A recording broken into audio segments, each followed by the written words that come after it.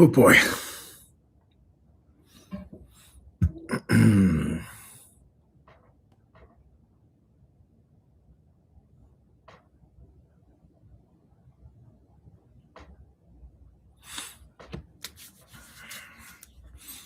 How you guys doing? Where is everybody? We have 7 people here. Where is everybody?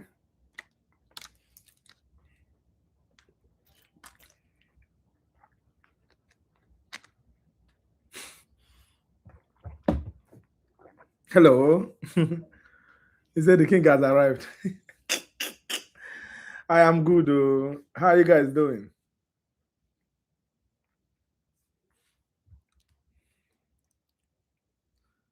He's a nice skin. Hey, God, nothing special. He said I should drop the skincare routine. Water. What? Just water. For real.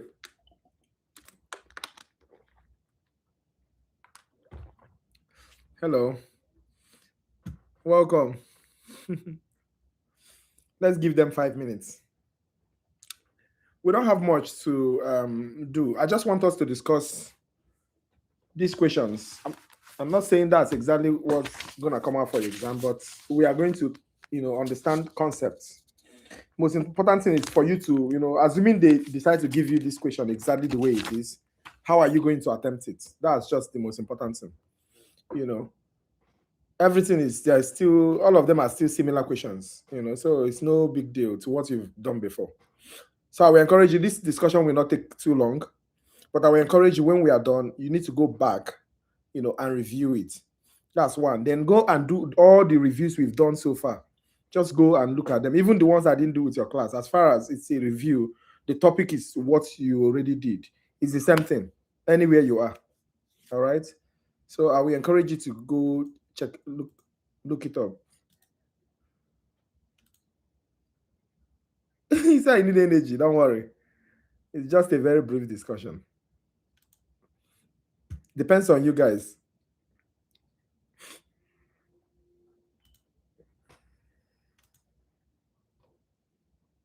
I wanted it to be by 9 o'clock initially, but by 8 o'clock initially, but I have something I'm doing later in the night, so I want us to be able to finish fast.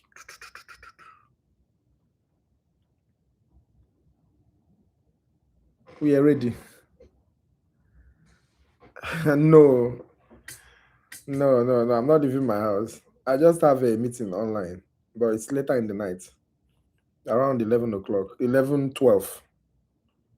Like I can join them in 12. But if I start by 8, I don't know how long this discussion will finish because I want us to discuss the 125 questions, 150 questions, just general questions, no specific topic. Yeah. Yeah. People in different countries, they have different times. You get it? They have different time zones rather.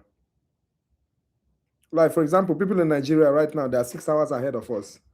Australia is almost 9 hours or 10 hours ahead of us.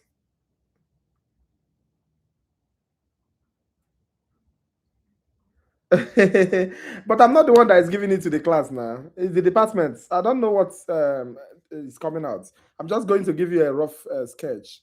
That's why it's a review. Nobody's giving you the question that's coming out. It's just a review for you to test yourself, how far you've gone, and if you are able to really answer this question, assuming you are in the exam hall. You get? So what I need you to do, you don't need to start writing whatever. No, attempt it as if you are in the exam hall. Anyone you get, just write 1. You've gotten 1. So by the end of the 150, ask yourself, what is my score? That's just what I need you to do. Do you understand? Ask yourself, what is my score? So if you get maybe like 140 over 150, do you understand? Then reduce it to 100%, over 100%, and know how many you got in 100%. Do you understand? So that's just what you need to do for today.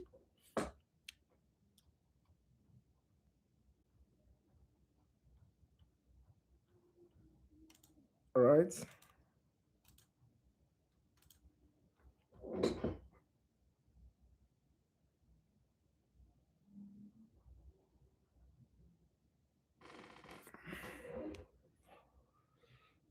Hello. Oh, my knee. It's just there. It's just there. But I've been resting it, so it's much better. I've been resting it, so very much better now. I think it just needs rest. You need energy. You are nervous for the test. You should not be. You understand? Being nervous, reduces your brain power, and it reduces your accuracy rate and your pace. You get it? So you should not be nervous. Yeah, because if you are relaxed, you'll be able to get more questions. If you're nervous, hey, I've seen students, they know these things, they know the concepts very well, but they were too nervous, and because of that, they lost track of the entire thing, and they failed some questions that they should not fail ordinarily. You understand? When I was in Wagner, that is my very good friend. She was in my class, very brilliant girl. She I gave them a test, 50 questions. Everything she failed, she actually got it because it was a paper test. So they used pencil. She will get the answer because of anxiety. She will clean it and choose the wrong one. Like all the questions she failed, she got the answer initially. Then after the thing I called, I said, you need to relax. You need to, relax. No anxiety. What you know it. So don't be too anxious. Okay, we are 22 people here, and this is 708. Okay, we've tried. We've tried. So we will begin now. As I told you, you don't need to consult any text. You don't need to do anything. All you just need to do is attempt the answer. We are few here. We are 22. I was expecting like 40 or 50 people, but that's fine. I think people are still coming. But please, just attempt. Don't try to wait for every other person to attempt before you do. No, just attempt your question. Of course, any life I do is saved on my channel. That's why I like using YouTube, because it's saved there, like for life. Do you understand? So,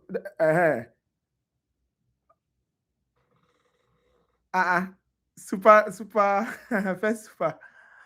Thank you, Collie. Thank you so much.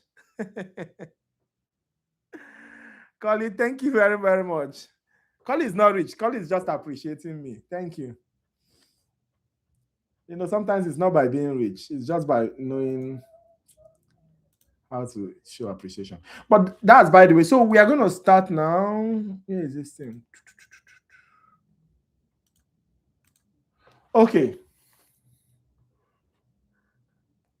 Don't worry. I know all of you appreciate. So thank you so much. It's just that everybody has different ways of showing it. But I appreciate all of you. I will still always be on YouTube. And I released the music in the studio today, and you are going to see it on Spotify. I think it will take 7 working days. You see it on Spotify. I would like all of you to stream it. I don't know how to send it to you, but yes, I dropped one, just a single. You see it on Spotify. So if you are not following the channel, this YouTube channel, try to follow it. You can also follow me on Instagram at officialdr.ray. Because I will be posting stuff there. But most importantly, when it comes out, go and stream it. Apple Music, Spotify, everything is there. Anyway, let's start. We are wasting too much time. What's your name on Spotify? Doctor, Dr. Nchebe, just the same name with this place. I don't know if you will see it because it's just something I did recently. So, but they told me that it will be till next week. You understand? Maybe by then you can now search it after your exam. So it's crazy. Don't worry. It's Afrobeat. Okay. See, maybe this track on us.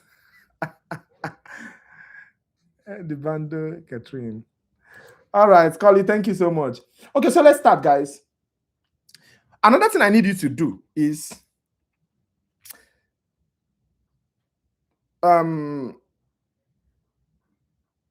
take your pen, you understand, and write out, like by the time we finish, you need to write out which topic they are concentrating more on. You understand? Because I actually selected this particular year because this particular year is more like the hybrid for all the years I've seen. In short, most of the schools I've seen. So that's why I choose this year. So I need you to write out the topic that they are focusing more on, so that your final revision, you focus more on that topic. You know, you may be fortunate and that's what they're going to focus more on in your own exam. All right? But notwithstanding, you are still supposed to know everything. Okay, so let's start. There's no picture for this particular year, so you don't need to worry much about pictures. Favorite snacks? I don't know. I don't even take snacks. All the snacks in the US has cheese, and I'm lactose intolerant. So, okay, so let's start, guys. Look at this question. Please, everybody has to put in their answers, please. And when you put in your answer, have your pen and paper beside you. Anyone you get, you write correct 1. So that at the end of the day, you calculate how many you got. All right? You like coffee? Yes. I do coffee. Though recently I've not taken coffee. Some people ask me why am I hyperactive when I don't take coffee. Okay, so look at this first question. The pituitary hormone that controls the release of glucocorticoids from the adrenal cortex is dash. So let's go. Let's make it faster. We have 150 questions and I really want to leave you in just 2 hours. All right? So that you can go and rest your head and, study. My favorite store, Nike. I don't know. I don't have favorite things. Honestly, I really don't have favorite things. I just like good things. No favorite things. Nike, but imagine I'm saying Nike, but I'm wearing Adidas.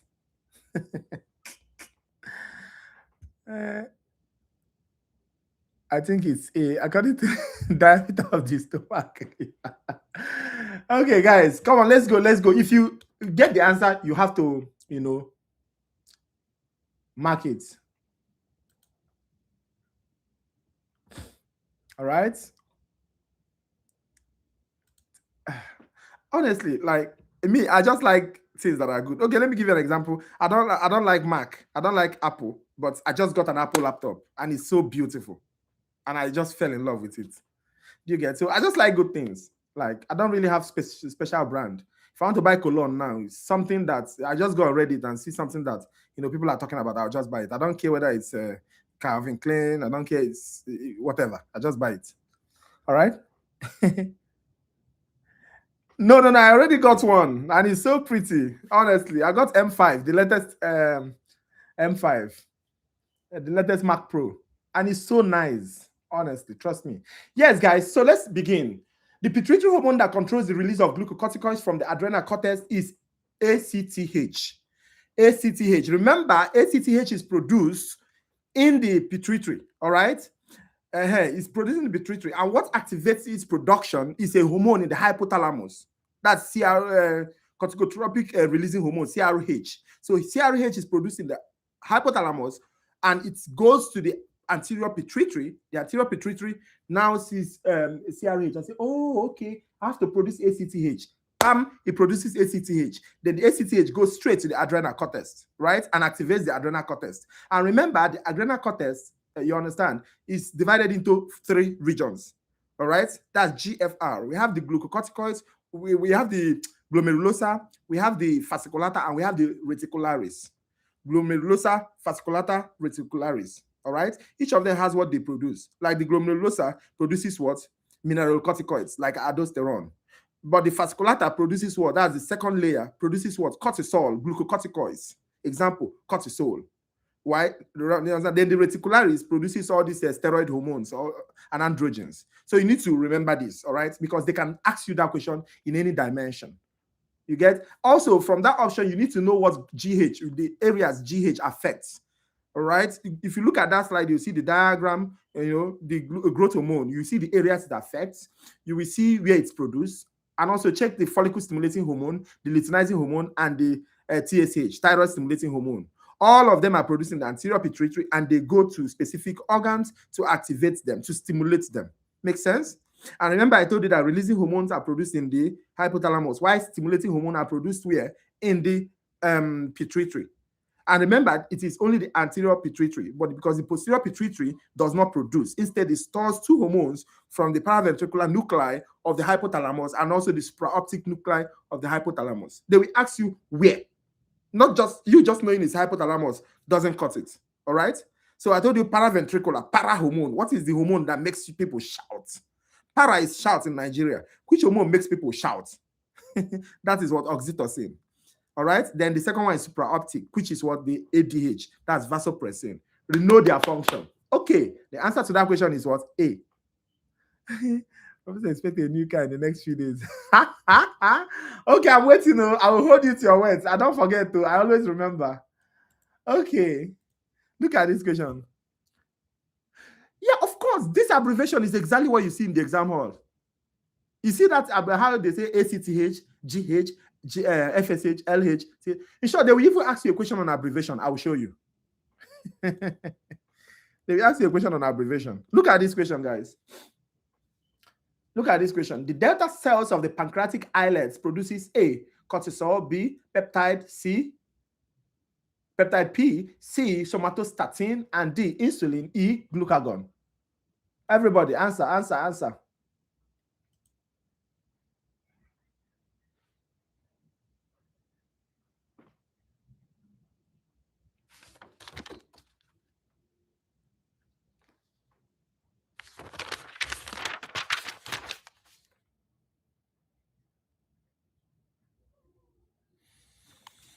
For the pancreatic hormone, pancreatic islet, you need to know what alpha, beta, you understand, delta, what they produce, because they will ask you. Your exam now may not be, here they're asking you delta cells, they may ask you alpha.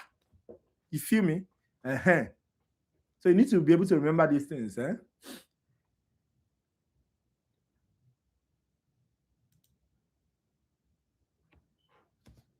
on, let's go, guys.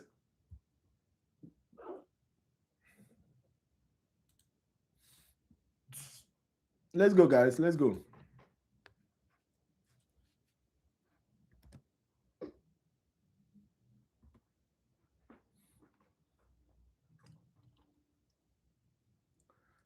Keep going. Anyone you get, write correct 1. If you fail anyone, write fail 1. Do you understand? Just like that, so that later you calculate them. Yes, you guys are so correct. The answer is what? C. The answer is what? C, somatostatin. Now, if you want to take a little note, yes, Collie, thank you so much again. And keep trying, all right? Now, if you want to take notes, you understand, you can tell yourself right now, alpha is what? Glucagon. Alpha, glucagon, beta, insulin, delta, somatostatin. All right. Then we have PP cells. That's pancreatic polypeptide cells.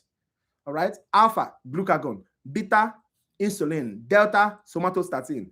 In your exam, you may not see delta. All right. But you may see what? Alpha. You may see what? Beta. And they keep asking these questions because this question is clinically oriented. All right. It's clinical. When you talk about diabetes, this is what you need to know. Oh, which cell is the one that is affected? The cells of what? The cell that receives, phase messenger from where? From the beta cells. When the receptors that receive the phase messenger from beta cells, are degraded, it leads to what? Type 2 diabetes. That kind of question. Those are how they make it clinical. But at the end of the day, they're talking about beta cells. They're talking about insulin. They're talking about insulin receptors. All right. So yes, the answer is C. So let's move. Yes, I like the fact that all of you are attempting this. It's a good sign that everybody's prepared. Okay, look at this. Oh, this one. I'm fine. I'm still trying to understand this command on this thing. They say command. I have to do command V, command, all those things. Yes, they are. They are. So look at this question, guys. Type 2 diabetes is characterized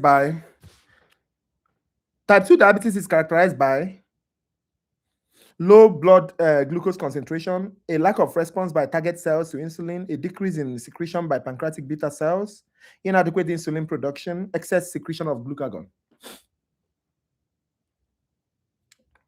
If you notice, these are questions we've already done before. You understand? So as I keep telling you, there's nothing new. If you know it, you know it. You understand? If you know what type 2 diabetes is, you know it.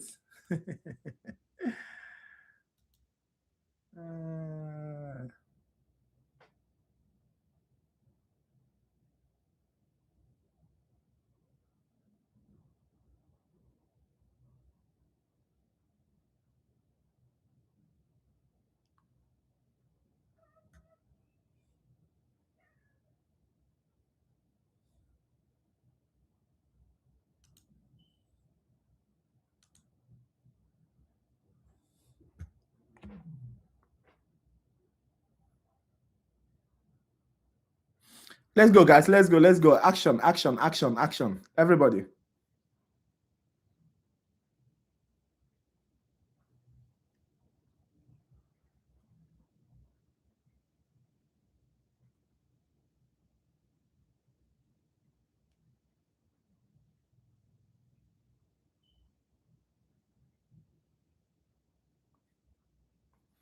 Here are my people. Don't worry, if you don't know it, just pick an answer, all right? Pick an answer so that you are just tell yourself, if I'm in the exam hall, which answer will I pick? Do you understand? Which answer will I pick? Assuming I'm asked this kind of question, because similar questions are what they're going to test you on. Yeah, so you guys are so correct. You are so correct. The answer is what? The answer is what? B. You are so correct. So if you wrote B, mark it. A lack of response by target cells towards insulin. So it's not about lack of production. If they may ask you in your exam, type 1. Type 1, you're not talking about, oh, lack of production. All right. But type 2 is not lack of production. Assuming this thing is type 1, the answer will be D. You get it? They will give you this question and they'll tell you type 1. So don't be confused. Try to understand what they're asking you. Type 2 is not production. Type 2 is what? It's usually what? When the receptors are not able to recognize that, oh, this is insulin. And remember, usually the first messengers, which are the hormones and all those things, when they come, they lap on the receptors. Then the receptors will now start triggering changes inside the cell. All right? I don't know if you remember, if any of you were in the classes I taught about, the bouncer at the door, removing the shoe, giving to the next bouncer. The first bouncer is the receptor. The second bouncer was what? Adenylyl cyclase. All right? Then that shoe removes is ATP, giving it to adenylyl cyclase. That ATP is now activated and converted to what? CAMP. CAMP is the second messenger. The CAMP will now activate kinases. Then the kinases will now cause what? Intracellular changes. But everything started from when the first messenger, that's insulin, laps on the insulin receptor. That's the first bouncer. That's how everything started. So if that first bouncer is not there, is having a problem, then no matter the insulin you produce, the first bouncer will never be there to recognize it. That is type 2 diabetes. All right. But if it's type 1, the first bouncer is there, but the insulin is not coming. So nothing will still happen. All right. So understanding the pathology helps us to understand the pharmacology. All right. Okay, so you guys are so correct with that answer. Look at this one. Look at this one. The hormone that dominates during the alarm phase of the general adaptation syndrome. There's something we call general adaptation syndrome. I discussed it with some of my students. If you can't remember it, please go to the videos and watch those videos. All right. This is a final lab. So you have to, every question you see now, you're attempting. Now it's not time for reading. You can't be reading slide right now. Now it's time to attempt questions. So I need you to, go to the videos posted before and start attempting all the questions. All right? Yeah. So the hormone that dominates during the alarm phase of the general adaptation syndrome, GAS, is A, cortisol, B, thyroid hormone, C, epinephrine, D, aldosterone, E, testosterone.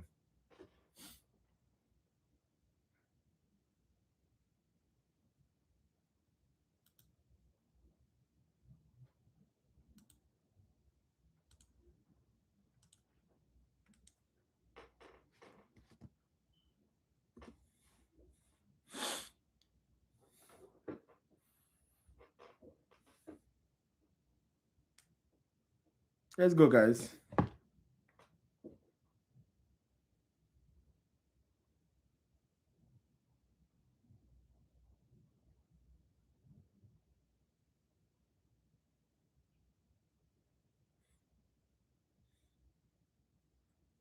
Let's go, guys.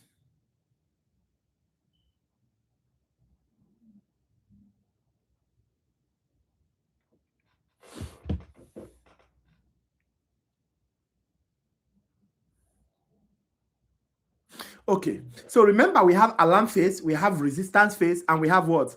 Exhaustion phase. We have alarm phase, we have resistance phase, and we have what? Exhaustion phase. They usually ask you hormone for alarm phase and resistance phase. All right. So yes, the answer is C. Alarm phase is always epinephrine. Resistance phase is usually dominated by what? Cortisol. Alarm phase is usually what? Epinephrine. Resistance phase is usually dominated by what? Cortisol. These are the two they most likely will be asking you in your exam. All right. Okay, so if your answer is C, you are very correct. And you that is not responding, I can see you are not responding. You're waiting for everyone to answer. Stop doing that. You have to respond. All right. So look at this question. Two hormones that have opposing effects are called dash. This one is a giveaway. It's a giveaway. Two hormones that have opposing effects are called what?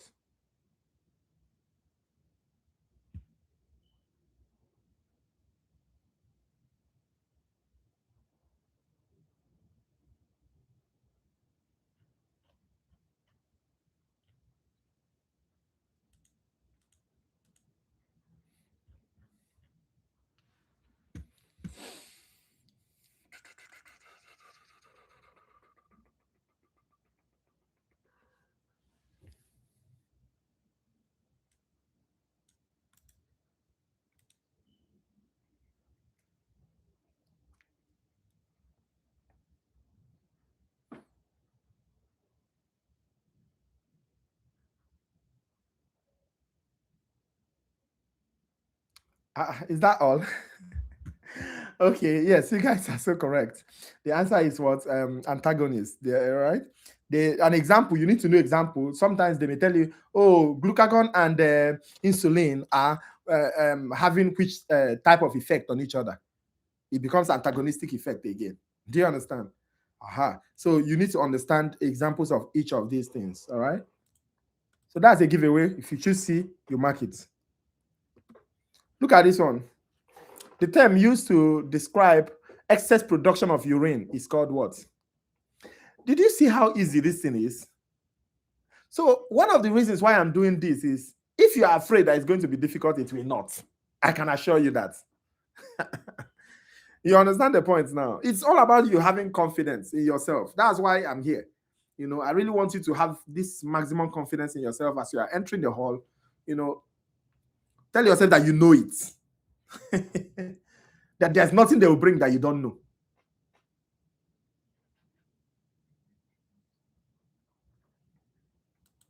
All right. Keep going, guys. Keep going. We are more than 20 here. Why am I seeing only 7 people attempt?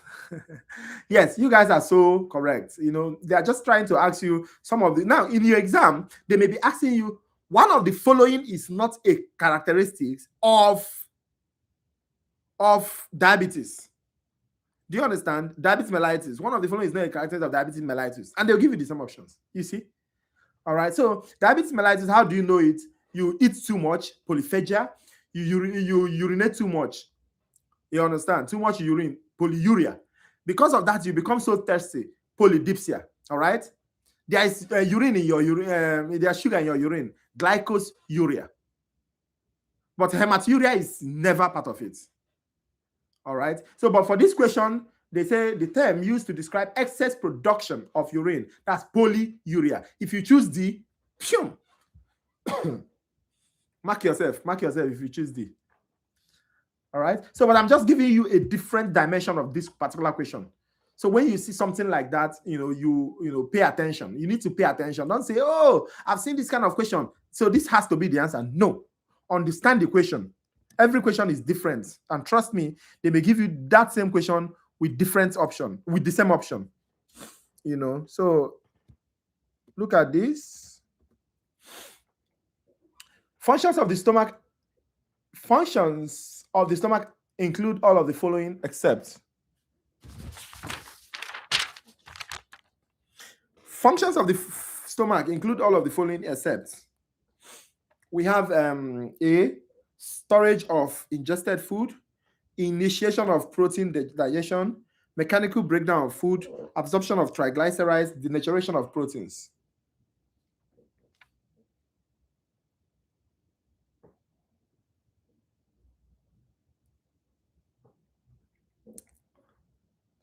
When I was using the other laptop, by now I would be lagging. I think I have to change my phone from Samsung to Apple.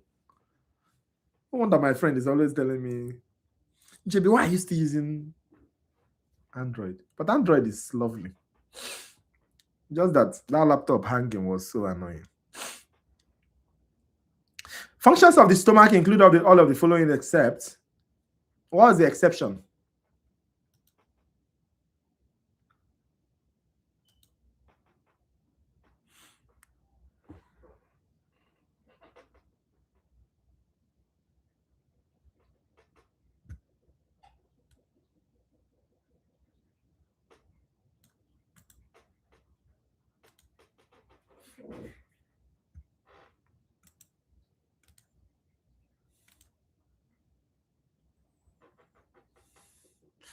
Let's go, guys. Why are we stopping? Yes. If you choose D, your answer is correct. All right. If you choose D, that's absorption of triglyceride. That's not the function of the stomach. All right. Those ones are for the intestine. So the answer is D. All right. That's extremely important.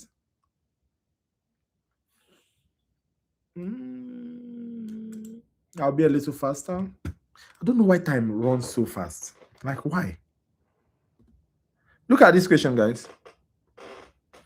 Parietal cells secrete pepsinogen, hydrochloric acid, gastrin, and enteropeptidase, and mucus.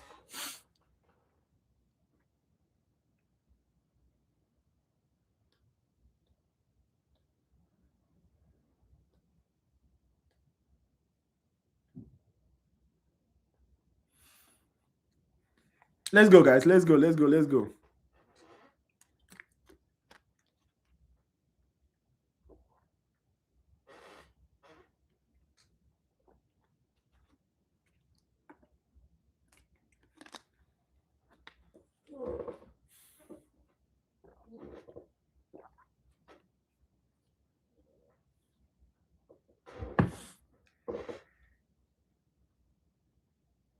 Let's go, guys.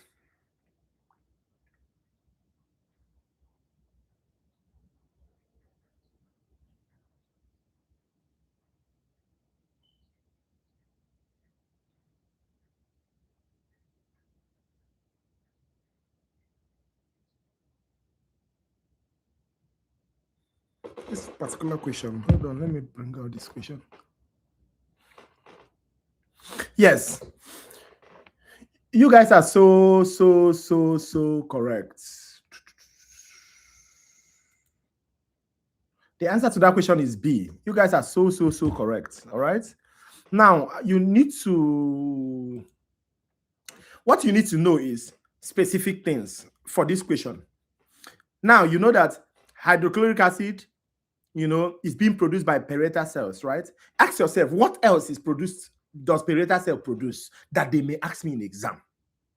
Your exam question they may ask you parietal cells, but they will not put hydrochloric acid in the option.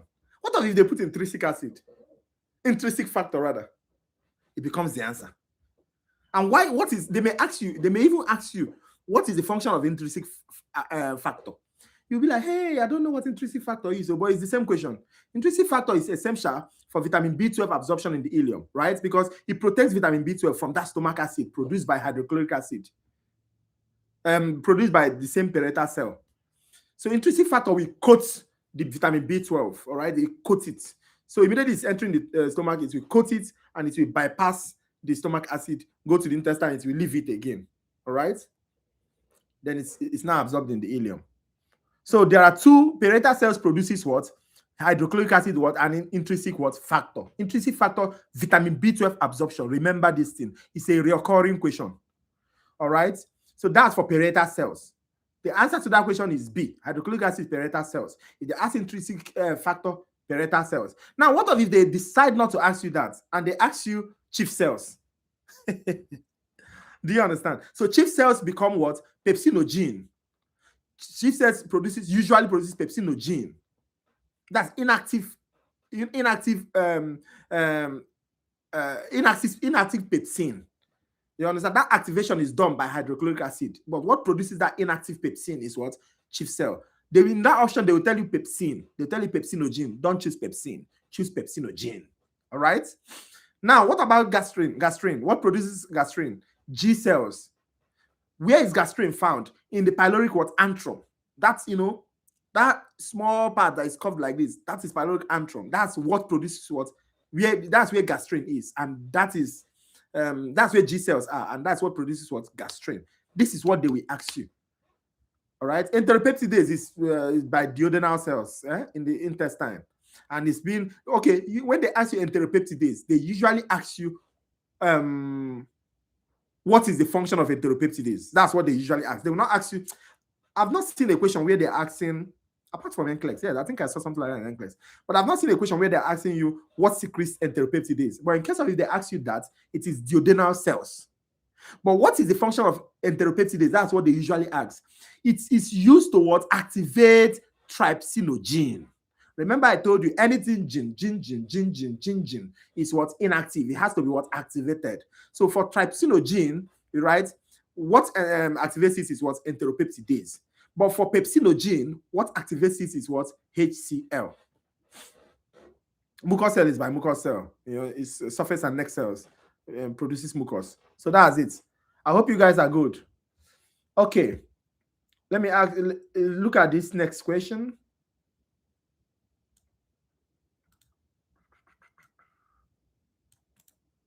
I hope you guys are hot. So you can easily take little notes, but please don't write too much. This is not a teaching session. This is just for your review. All right.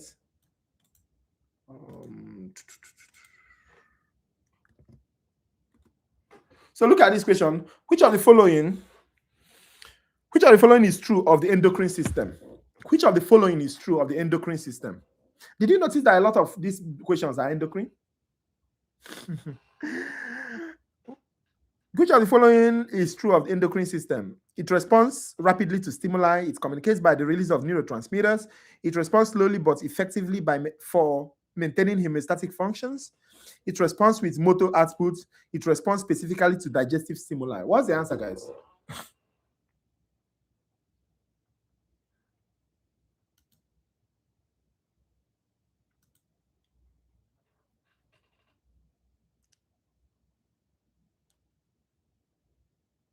Keep going, guys. Keep going.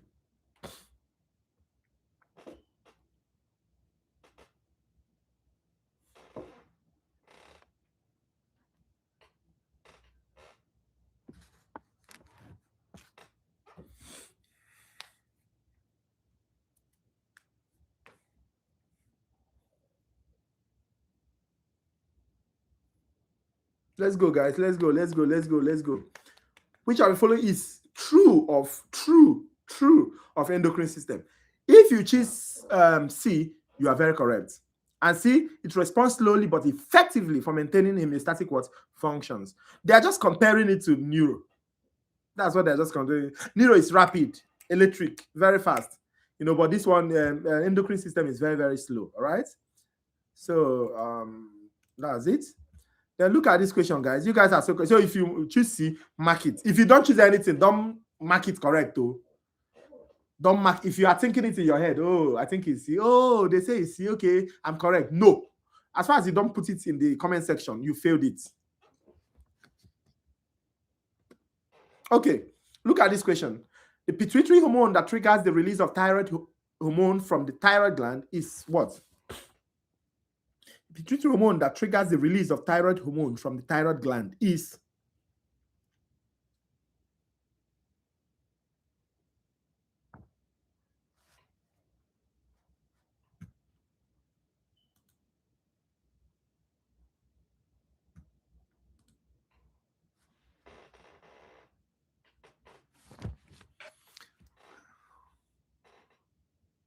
this one is very, it's giveaway, right?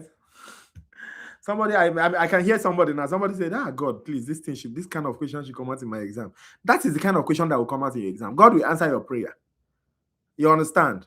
But don't go and pick a wrong answer because of anxiety when he finally answers your prayer.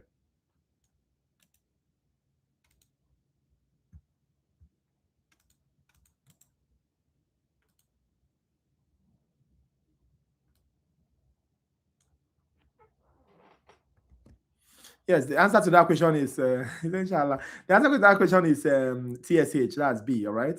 You guys are so correct. So correct.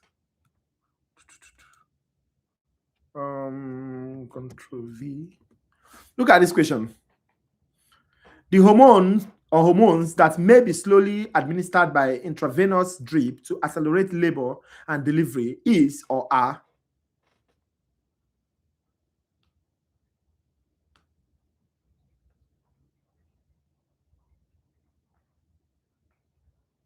We have FSH, we have oxytocin, we have prolactin, we have luteinizing hormone, we have both oxytocin and luteinizing hormone. Did you see that some of the options, they give the full name? Some, they give the abbreviation, telling you that the two of them are important. You must know the two. That's what they're just telling you.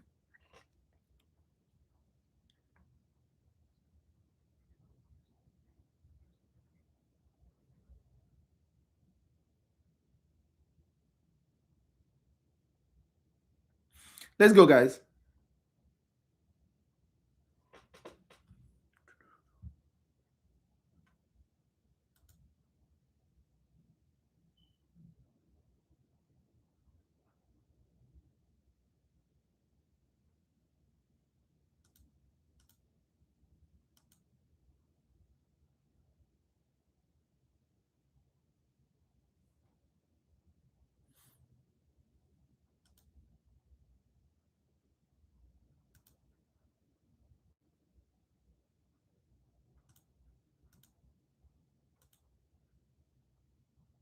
Yes, guys, the answer is oxytocin. The answer is B. If you choose B, just pew. All right.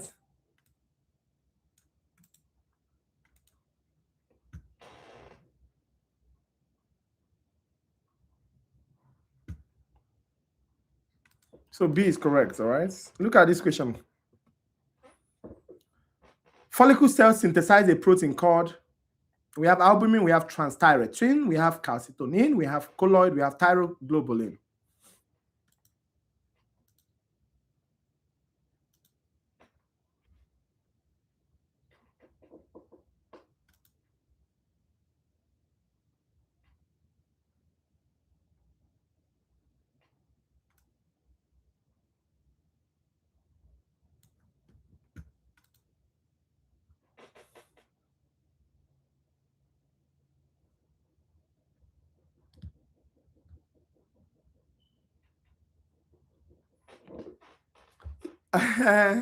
It's okay. If you don't know, it's just write not sure. Yeah, good. If you don't know, it's write not sure. I see somebody wrote not sure. That's good. Somebody is querying A. You can see query A. That's still good. But I'll need you to write something.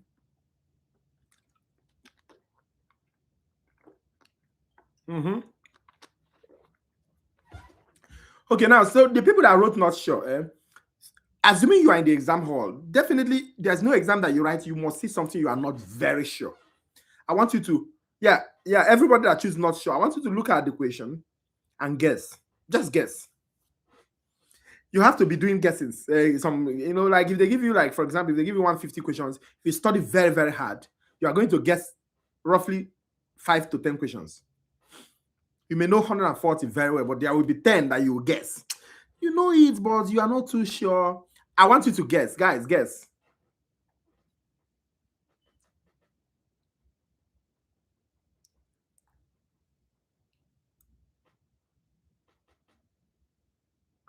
Okay. Uh-huh. I need you to guess, like, assuming you are in the exam hall.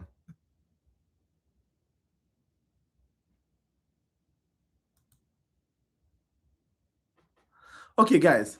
So the answer to that question, follicle cells synthesize proteins called thyroglobulin. All right. The answer is what? Thyroglobulin. Very, very important. All right.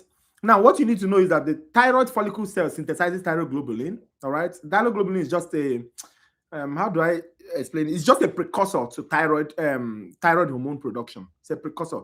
It's produced by the follicle cells. Extremely important. That's why what they're asking you in that question. They said follicle cells. Yes, it's produced by follicle cells. Now, in the thyroid, there are other cells. That's what you need to know.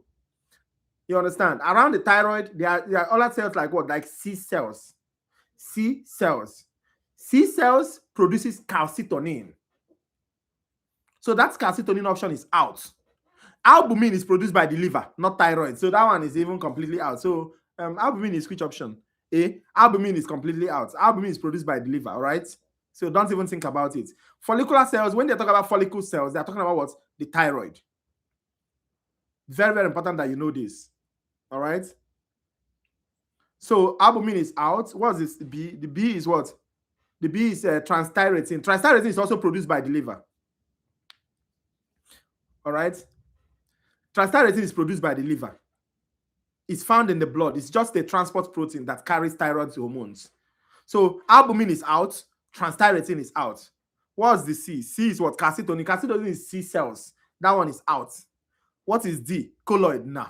Colloid is just storage form of iodinated thyroglobulin.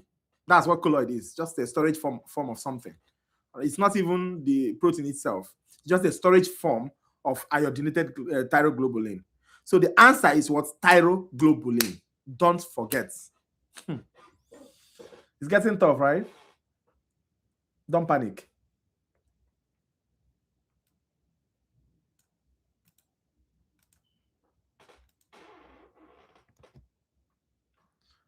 Look at this question. Arrhythmias. Hold on.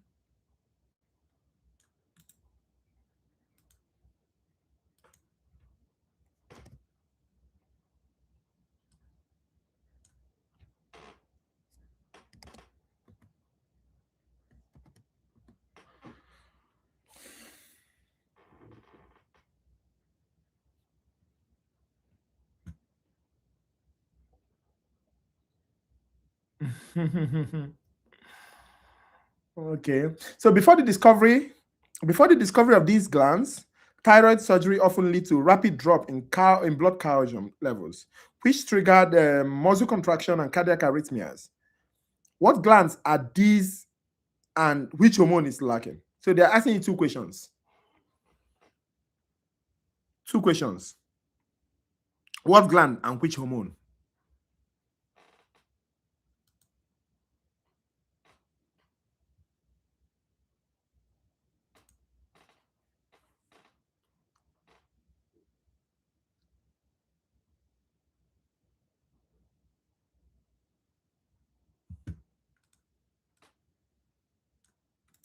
Come on, guys. Come on.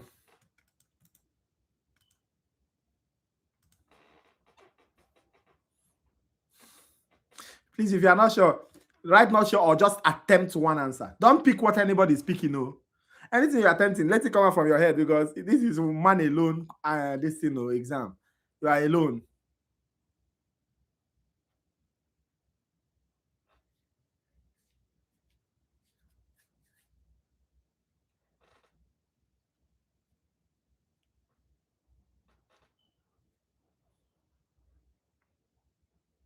Okay, so if your answer is E, you are correct. Yes, if your answer is E, you are correct. The answer is parathyroid glands and parathyroid hormone because before the medicine become very organized. When surgeons perform operation around the thyroid, they remove those small things. They don't know that those small things are very important. Those small things are what? Parathyroid what? Glands. They remove it just at the posterior surface of the thyroid. Right? Now, when they finish removing it, it starts leading towards complications. Why is it leading to those complications? Because that parathyroid hormone, helps to, increase blood calcium. All right. So when they remove it, lots of those parathyroid hormone, that's PTH, leads to what? Hypocalcemia. Hypocalcemia. All right. Hypocalcemia. Very, very important that you know that. Hypocalcemia.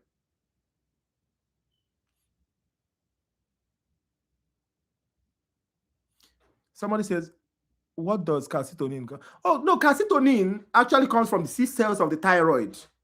Calcitonin acts opposite of parathyroid hormone. I'm going to talk about it. So, as I was talking about parathyroid hormone, what was I saying? Okay, I said that hypocalcemia now leads to what? Leads to tetany, muscle spasm, and cardiac arrhythmias. All right. So, what they're asking about parathyroid gland and parathyroid what? Hormone. It's extremely important that you understand it. So that parathyroid hormone helps to raise blood calcium levels. All right. And when it raises blood calcium levels, it leads to bone resorption. Very, very important. Kidney calcium resorption, phosphate excretion, vitamin D activation. All these things as a result of what? PTH. Extremely important. We call them phosphate trashing hormone. It pushes away phosphates. So phosphate excretion, calcium what? Opposite of calcium. Calcium absorption, yes. Phosphate excretion, calcium absorption. And that calcium absorption leads to what? Bone resorption. It also leads to what? Kidney calcium resorption, vitamin D activation. All these things are the function of PTH. You must know the function of PTH because in this question, they're asking you about hypocalcemia, and another question, they will ask you something different. So low calcium leads to tetany. There's something we call when you go to kidney, you talk about Troza sign, Chivostek sign, cardiac arrhythmia, that's prolonged QT interval. All these things are as a result of what? Low calcium. And low calcium leads to what? Increased neuromuscular excitability. Now, somebody was talking about calcitonin before. What calcitonin does is to lower calcium. And calcitonin is produced by C cells. I hope you understand it. You need to get it. Who is confused? Yeah, you're welcome. I'm happy to help. Okay, so let's move, guys. Let's move. Oh, yes, this is what I was trying to explain initially. Look at this. Look at this, guys. The zona glomerulosa of the adrenal cortex produces what? The zona glomerulosa of the adrenal cortex produces what? We have the norepinephrine, we have mineralocorticoids, we have epinephrine, we have androgens, we have glucocorticoids. What's the answer, guys? This one is a giveaway. So let's go, guys.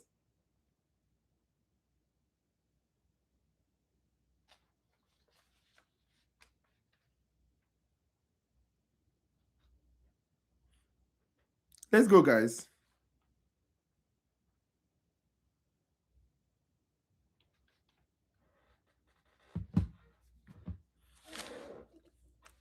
Remember the three zones of the adrenal cortex.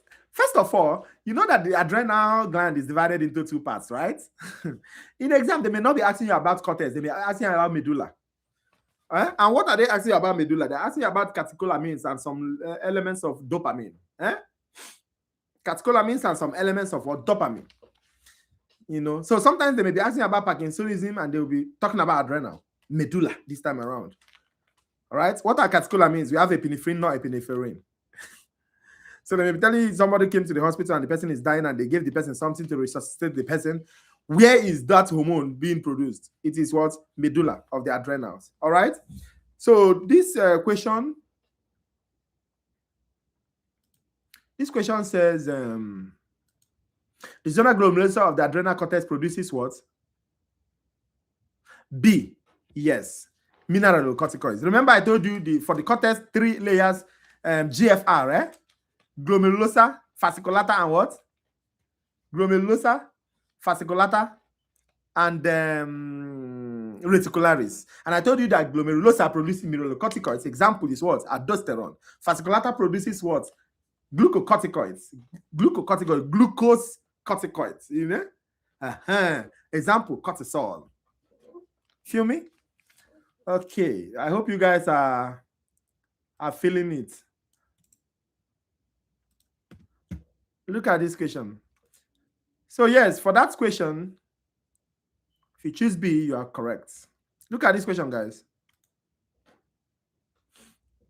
Cushing's disease results from an excess of what?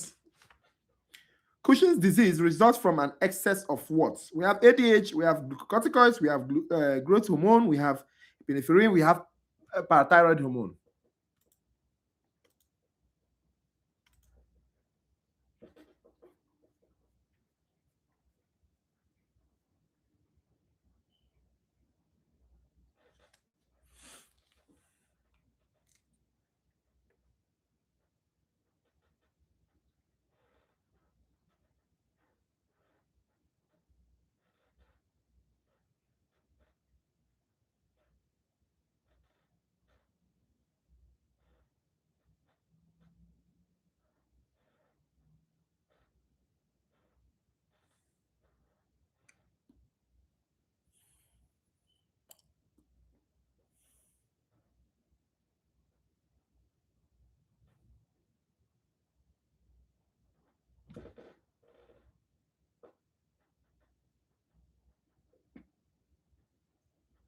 Okay, guys, you guys are very, very, very, very correct. All right. You guys are so correct. The answer is what? Glucocorticoids. Eh? Example is what? Cortisol. So if you are stressing yourself too much, you are building up cortisol. And it can lead, you understand? But Cushing's disease is from excess or chronic excess, not just excess. Excess doesn't, cause Cushing's disease. Nah. It has to be chronic. And in medicine, chronic is usually from 6 months. Some people define it from 3 months, but universal is accepted from 6 months. So if you have chronic, like 6 months, excess of glucocorticoids, that's cortisol, you definitely will come down with Cushing's disease. All right, but you need to understand the terminology: Cushing's disease, all right, and Cushing's syndrome. There is a difference between Cushing's disease and Cushing's syndrome. Something you need to know is that anything syndrome is talking about things that has multiple effects or happens from multiple places. Right? When 10 things are causing one problem, it's are joined together to cause one problem, it's called what? Syndrome. So, but disease is usually specifically one. So for Cushing's disease, it's specifically caused by what? Pituitary adenoma. That's secreting excess what? ACTH. So the problem is usually from the pituitary. Remember the pituitary? Yes. The answer is B. Yes, that question is question. Yeah. The answer is glucocorticoids. I'm just trying to explain it. Yes, glucocorticoids. So, because they may not give you this equation, they may give you something very close to it. All right, that's why we are discussing principles. So, Cushing's disease is specifically pituitary adenoma. Right? That's when, remember, the pituitary secretes what? ACTH that goes and activates the adrenal cortex. All right? So, excess of that ACTH on adrenal cortex leads to what? Cushing's disease. It stimulates adrenal glands, and because of that, there will be excess production of what? Cortisol. But when you're talking about Cushing's syndrome, it's broader, right? Cushing's syndrome involves Cushing's disease, that's pituitary adenoma problem, tumor, adrenal tumor, and also maybe lung cancer, which is an ectopic ACTH production, right? And also we have maybe exogenous, somebody that is injecting himself prednisone. Yeah, we call it exogenous corticosteroid. So all these things come together to form what? Cushing's syndrome. So Cushing's disease is a microscopy of what? Cushing's what? Syndrome. You need to remember this. Another thing you need to know is the classic signs of Cushing's syndrome, Cushing's disease, or Cushing's. What are the classic signs? If you notice, when I was asking this question, I was in my face like, we call it what? Moon face. Very round and full. Your face is full. Moon face, eh? Then, yes, moon face. We also have a buffalo hump. You see fat pad at the back like this, buffalo hump. All right. We also have a central obesity. You see the tummy become so big. That's why I'm trying to trim down. I don't know. Let me be sure that I don't have Cushing's. You understand? Also, we have stretch marks. We call them purple abdominal stria. All right. These are stretch marks. All right. So these are physical appearance or physical classic signs of what? Cushing's problem. Then we have metabolic signs like hyperglycemia. You see them, they always have high rates, high level of blood sugar. Why? Because Glucocorticoids, glucocorticoids, high sugar. And usually when you have high sugar, anybody that has diabetes will definitely come down with what? Hypertension. So from hyperglycemia, we have what? Hypertension. From there, we have muscle weakness. If there's muscle weakness, what will it lead to? Osteoporosis, easy bruising, slow wound healing, mood changes, the depression. So all these things, you need to remember them because they can test you in any of the... One question can generate 50 questions. All right? So that's why I'm not just reading the questions and you answering. No. This format is different because I'm not the one that is setting it. I don't know what they are setting. All right? So let's just hold them from any direction. Let me see. The last question I asked was cushions? Yes. Okay. So look at this question, guys.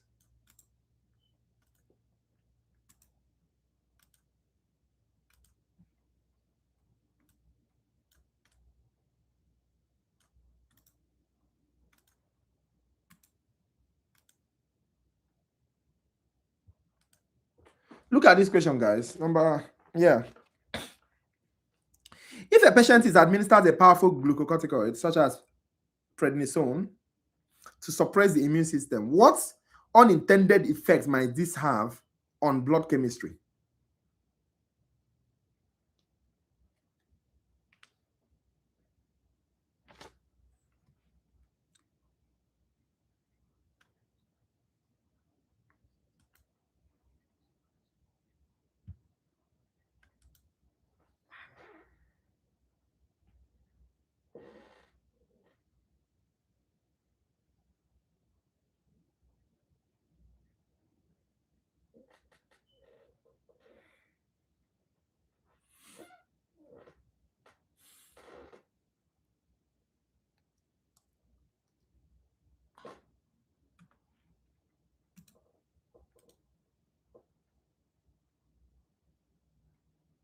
Let's go, guys. Even if you are not sure, please just assume that you are in the exam hall and they ask you this question.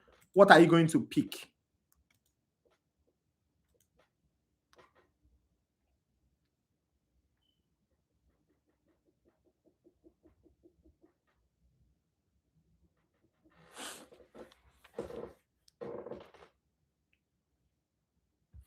What are you going to pick, guys? Keep going. I want everybody to pick an answer.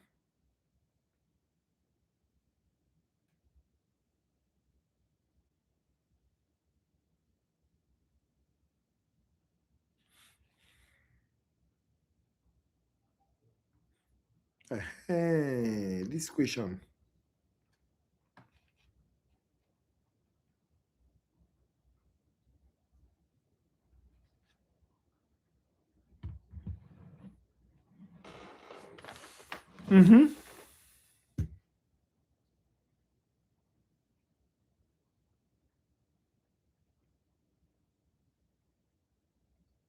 Yes, you guys are so correct, but you guys are also wrong. You guys are so correct in terms of how you were thinking about the question, but you were also wrong. The answer to that question, somebody said no. The answer to that question is E, not C. And I know why you chose C. Trust me, I know why you chose C. The answer is not C. Thank God. That was why what I was looking at. I say, I like the fact that I asked this question. The answer is not. Think about it. Think about it.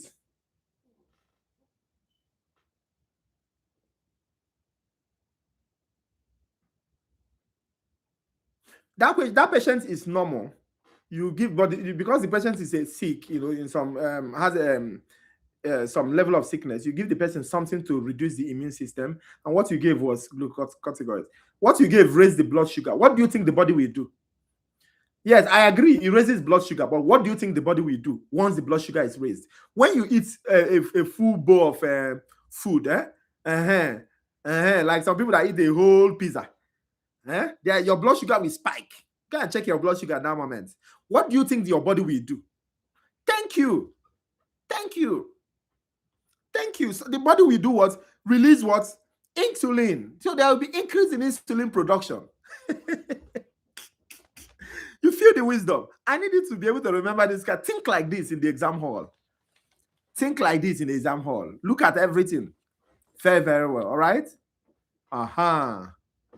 So the answer is not C, please. The answer is E. Both an increase in insulin and an increase in glucose. It's a combo. Okay, good. Good.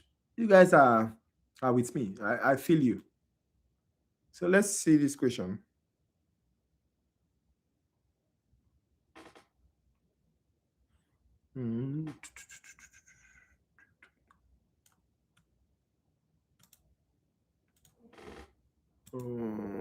Paste. No. Too much.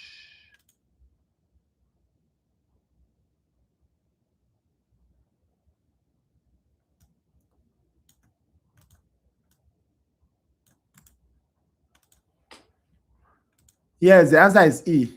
Thank you. I'm trying to pose this. Look at this question, guys. So this question is, hold on, dash.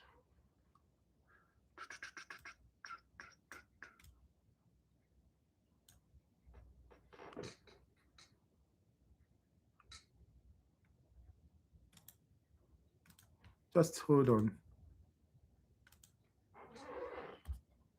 the dash.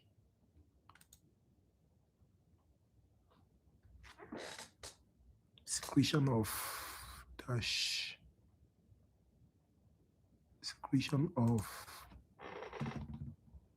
dash. Okay, look at the question here, guys. A patient is receiving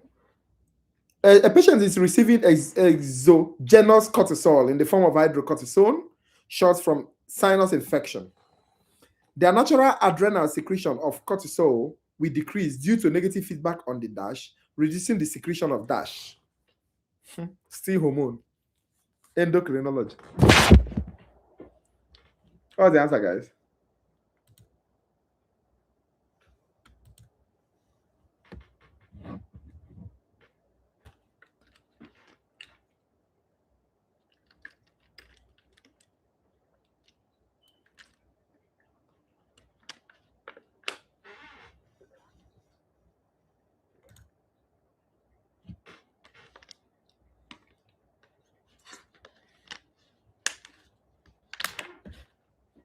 Just pick an answer. Any answer you feel that you pick when you are in the, assuming you are in the exam hall.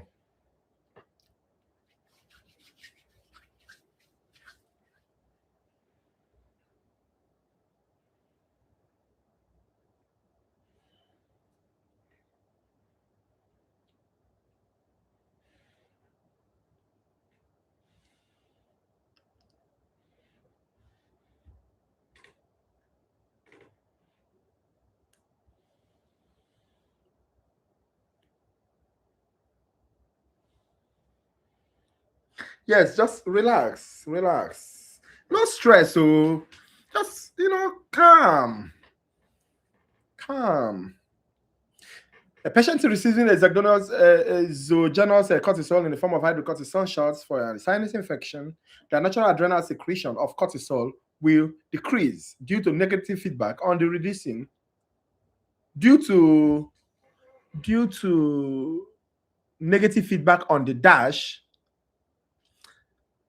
reducing the secretion of dash. Yes, if you choose, let me see, what's the options? If you choose anterior pituitary ACTH, you're correct. So you need some of that negative feedback. If you choose the anterior pituitary, the negative feedback, think about it. ACTH is produced by the pituitary.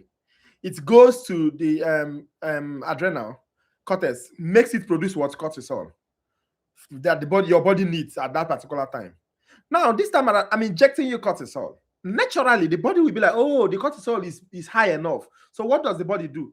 That high cortisol will stop pituitary from producing ACTH. Chicken.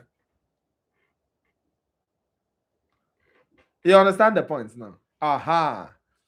So the answer to that question is A, anterior pituitary ACTH. They are just still testing you on Endocrinology, indirectly. You see, it has been endocrinology all along. Look at this. Look at this, guys. If a diabetic patient receives too much insulin, the low blood sugar could be corrected by injecting what? If a diabetic patient receives too much insulin, the low blood sugar could be corrected by injecting what?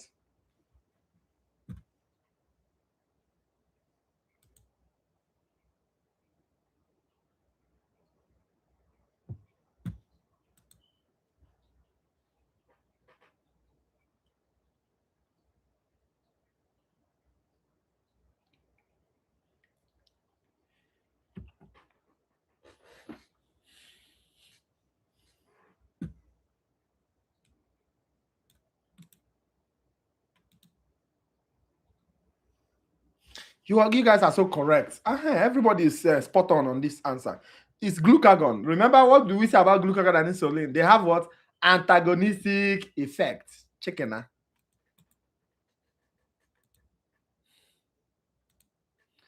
Antagonistic effect. So the answer is what? E. All right, glucagon. Okay. And sometimes they will tell you, oh, that's hormone. Where is it produced? You understand? In the head, the hormone that you need, where is it produced? Sometimes they will ask you that question. So you have to remember. Okay.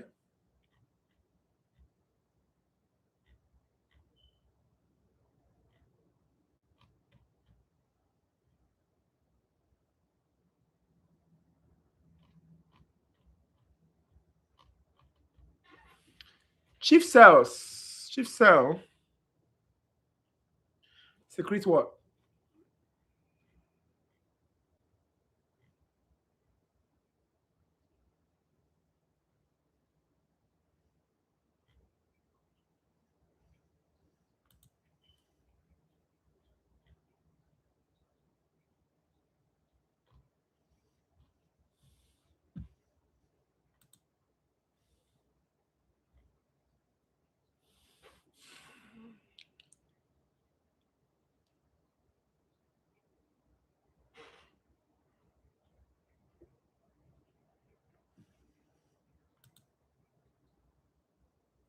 Okay, you guys are so correct. The answer is D. All right. I hope you remember what the answer is D. Yes, pepsinogen. I hope you remember what produces what. You see that thing I was telling you before? What did they ask you? Parietal cells and HCl. Now they're asking you chief cells, right? And pepsinogen. So if you that's why I took time to explain. Parietal cells, I told you, is HCl and intrinsic factor. I told you chief cells, pepsinogen, gastric cells, G cells, enteropeptides, duodenal cells, mucous cells, or the surface and neck cells. All these things because that's what they may be asking.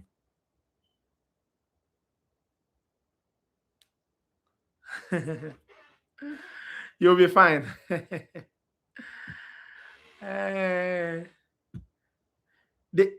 What the answer is? The answer is pepsinogen. D.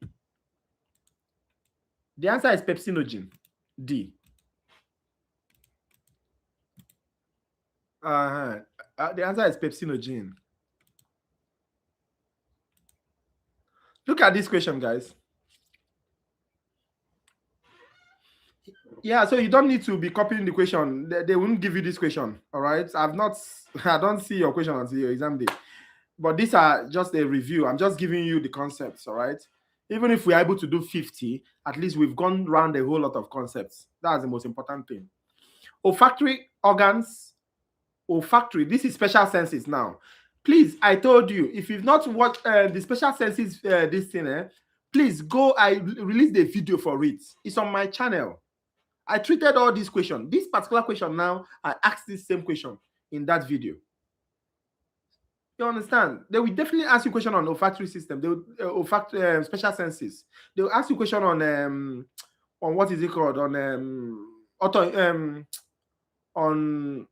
autonomic nervous system. I produced 2 new videos for them and I posted it for you more than 2 weeks ago. Some people have looked at it, some people have not. I will know people that have right now. Olfactory organs are located in the nasal.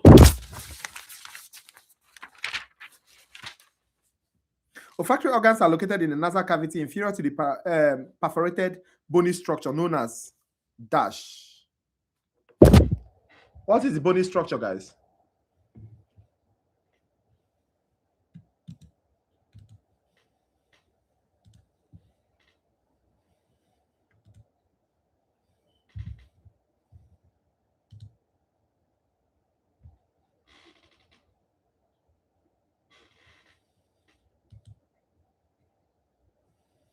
Yeah, if you are not sure, I want you to pick what you think you pick when you are in the exam hall.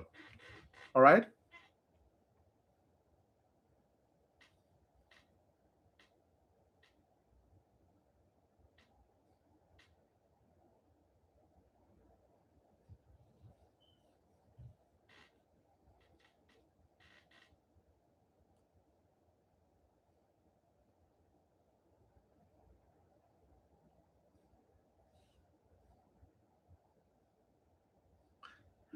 Okay, all of you answered well, but the correct answer, what's the question again? Olfactory zygomatic process, cribriform plates. The answer is B. The answer is B, guys. That means, you see, for the fact that most of you failed, it means that you guys didn't look that video.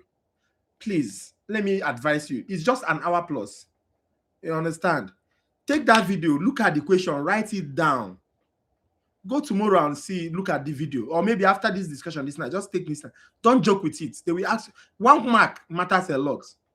All right, I mentioned this question. The answer is cribriform plates. Now, somebody said a zygomatic process. Zygomatic process is just part of the cheekbone. It has nothing to do with smell. All right.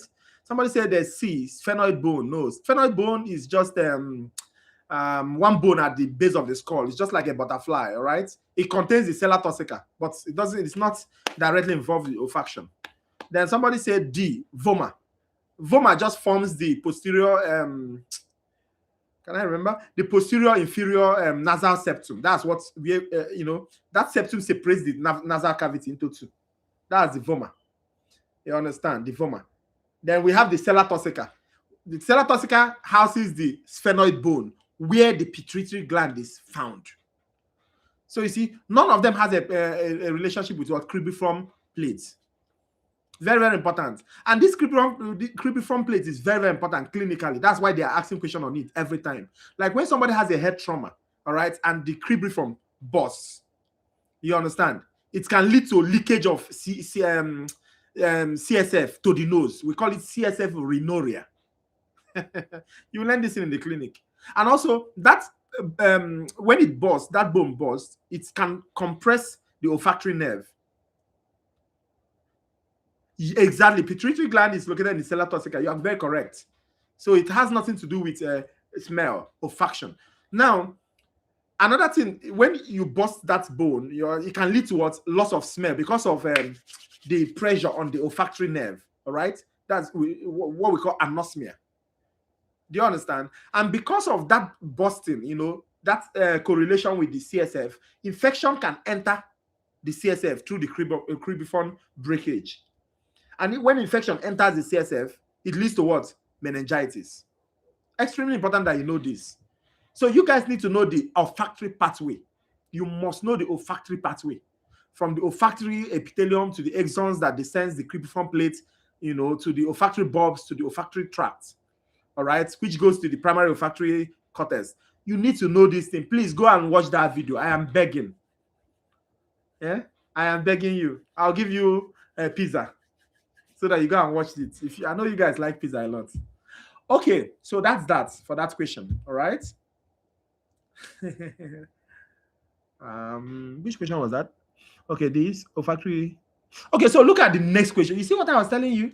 You see why going to see that video after this discussion is important. Look at this. Look at this question. Follow-up question. You see? They are not joking with special senses. They are not joking. So after endocrinology, they are talking about special senses. That was why I released that video 3 weeks ago, 2 weeks ago, and begged you guys to go and see it. But some people are partying. The olfactory receptors are highly modified words.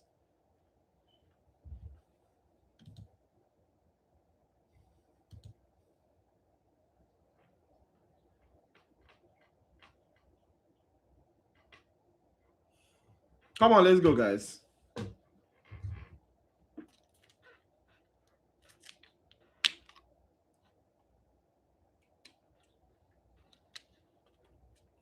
Don't keep quiet.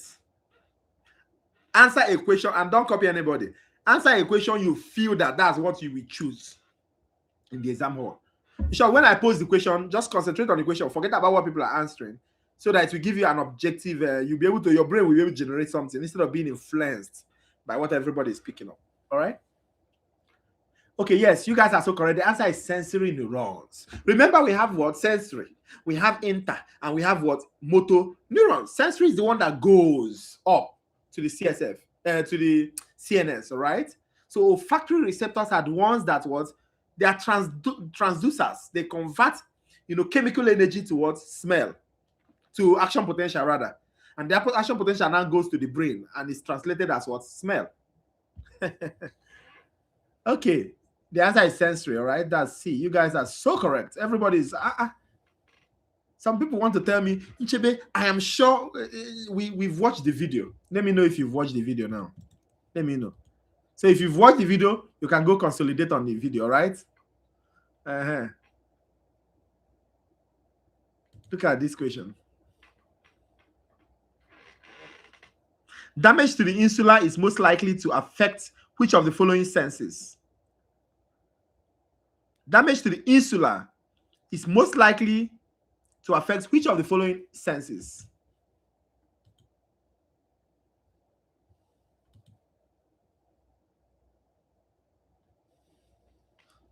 Let me see people that have seen that video. You see, that's why I told you, go more questions you attempt, the better for you. I've never looked at this past question until now, and these particular questions, I've already treated them. So you have every tools to to smash your exams. You have every tool to smash your exams, all right? Your classmates that are not here, tell them that they should, if you have a group, what your reading group or your class group, post it to them. Even people that are not in this section, post it to them so that they can go and watch these things again and understand what we are talking about. Yes, you guys are so correct. Everybody answered this one correctly. You are so correct. Damage to the insula is most likely to affect gustation. The answer is A. I mentioned it. Special senses. A lot of questions on special senses. You see it? So the answer is A. You're correct. Look at this question, guys. The gelatinous material that gives the eyeball its basic shape. Special senses. Special senses. Even if you've seen it before, go back to it. Take your time. You see the way I broke it down? Take your time. If possible, there's a slide I posted there I used for it. Pause that slide and look at it. That slide is spot on. No talk, no too much cha-cha-cha, no too much talk. All right. So the gelatinous material that gives the eyeball its basic shape is the what?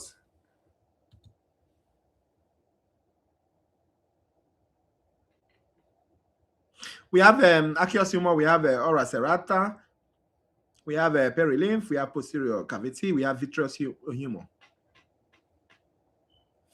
Yes, you guys are so correct. The answer is E. The answer is what? E, vitreous humor. All right. So if you don't know it, please go watch that video. I will not overstate it.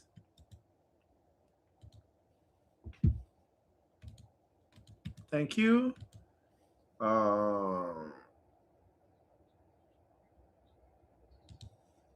Who's that person that gave me a gift? Collie. I remember the name. Thank you. So the reproductive organ that produces gametes is called.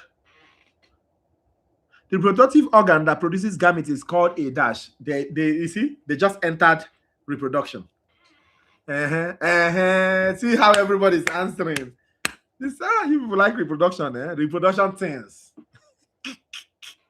Reproductive activities. I don't know that this many people are here.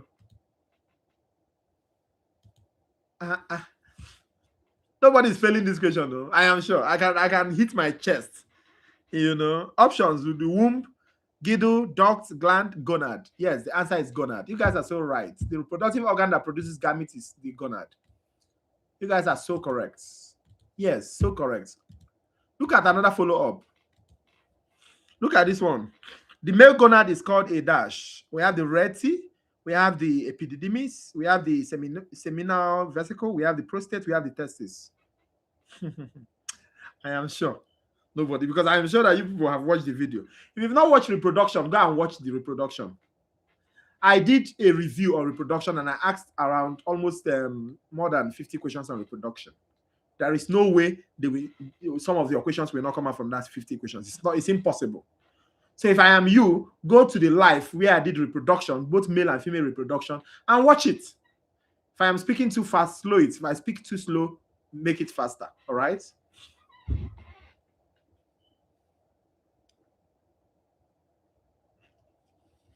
So what's our answer? E. Yes, you guys are so correct. The answer is E. The answer is E. All right? Still in reproduction. Look at this question. Still reproduction. The organ that carries sperm from the epididymis to the urethra is the dash. From the epididymis to the urethra is the dash. We have the ductus differential, that's ductus deferens, vas deferens. We have the epididymis, we have the seminal gland, that's seminal vesicle. We have the corpus cavernosum, we have the ejaculatory ducts.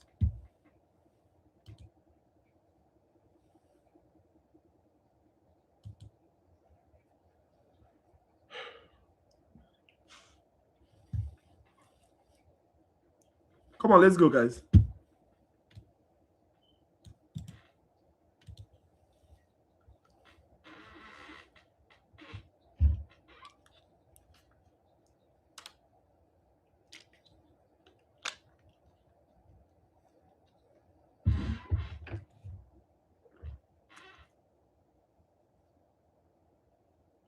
You guys are so correct. The answer is A. Yes. The answer is the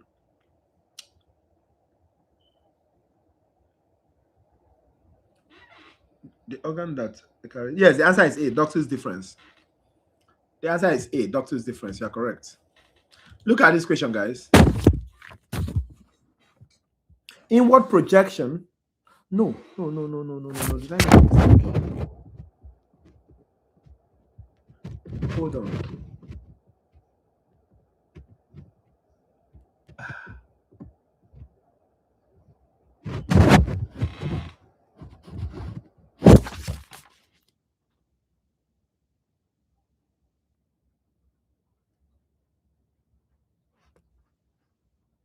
Production.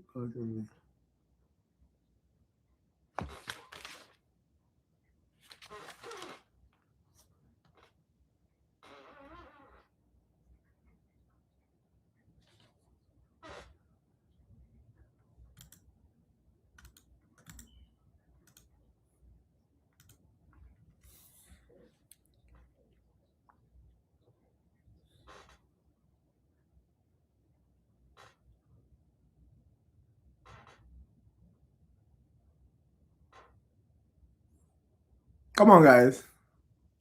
Yes, the answer is seminiferous tubule. No big deal. All right.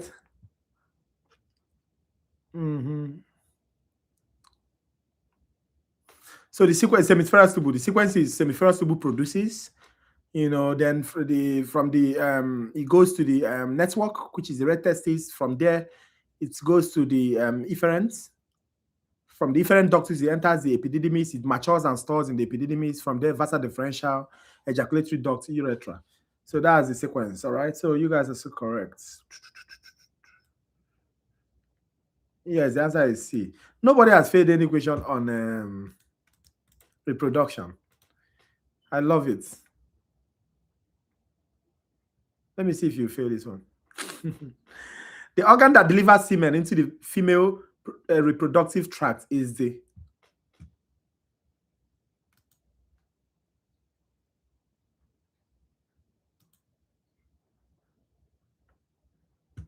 Some people will fail this question. Why do I have that mindset that some people will fail this question?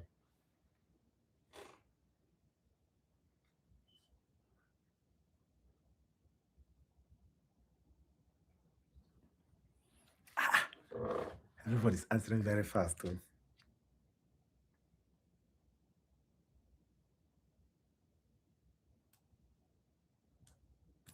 Yes, the answer is D. Yeah, is D penis. That's what delivers. All right, it's the messenger that delivers semen into the vagina. Okay, look at this question, guys. Which of the following glands contributes the most volume to semen? Which of the following glands contributes the most volume to semen? Bulbourethral gland, foreskin, red testis, prostate gland, seminal vesicle, seminal gland, or seminal vesicle. Which one?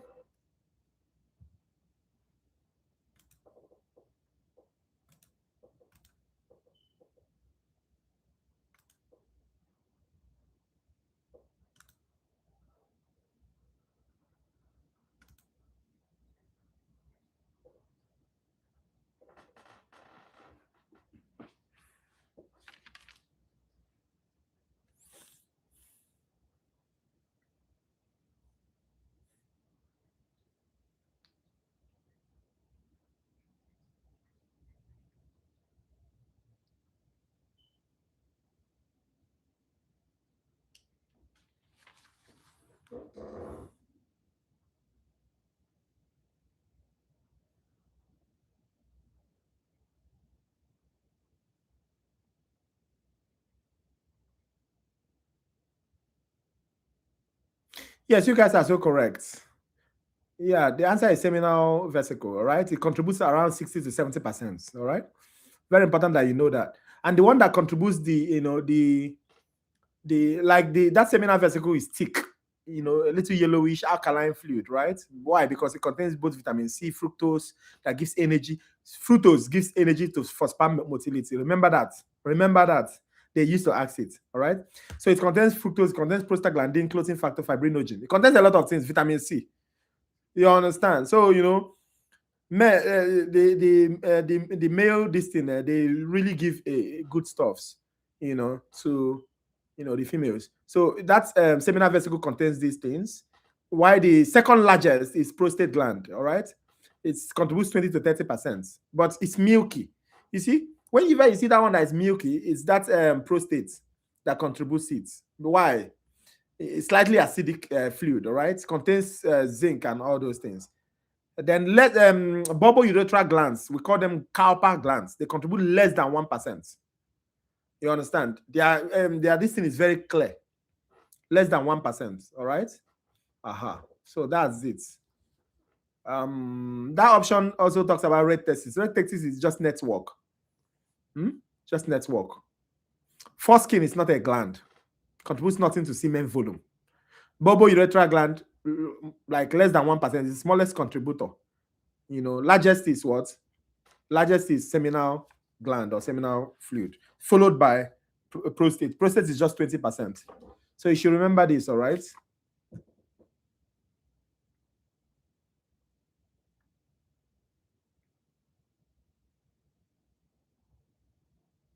Okay, I asked this question.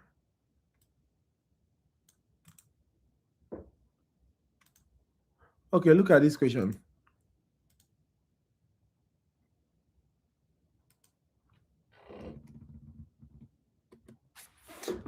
Look at this question, guys. The dash carries fluid from the seminal vesicle, that's the seminal gland, through the prostate.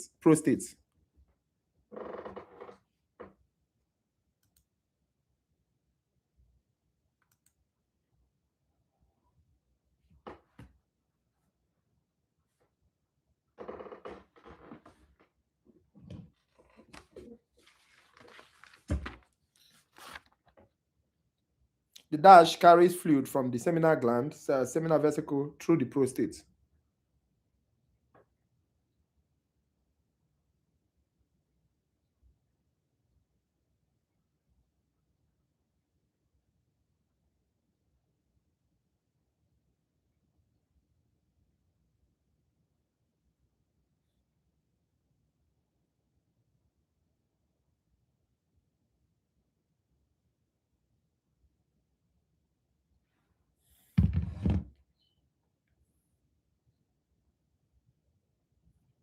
Yes, the answer is ejaculatory ducts. Let me not waste time on this.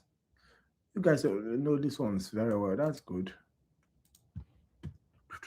Yes, the answer is ejaculatory ducts. That's E. Look at this question.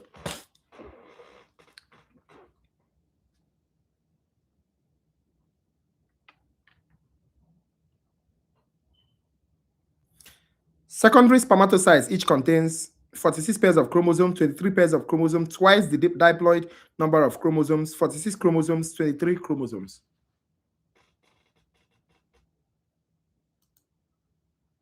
This one is very straightforward now.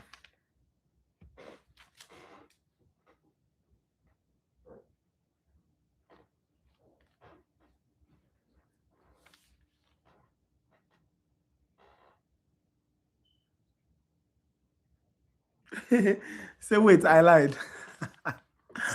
That's fine. That's fine.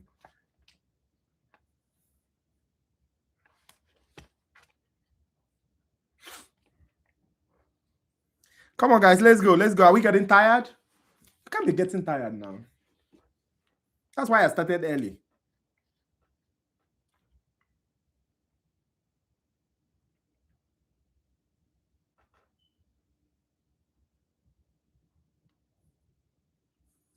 Yes.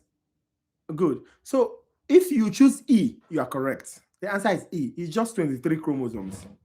All right. It's just 23 chromosomes. All right.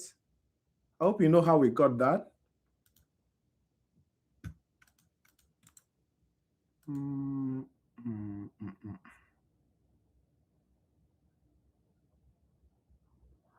Everybody's getting sick. Please don't get sick. Oh, hey. You cannot get sick. Oh, this is last hour. Yeah, you want to get sick. I'm tired. We are still we just started now.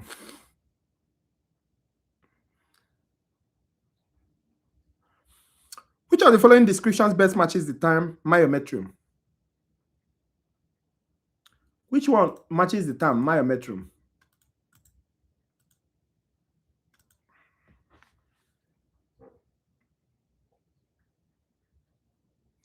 Consists of functional zone and basilar zone.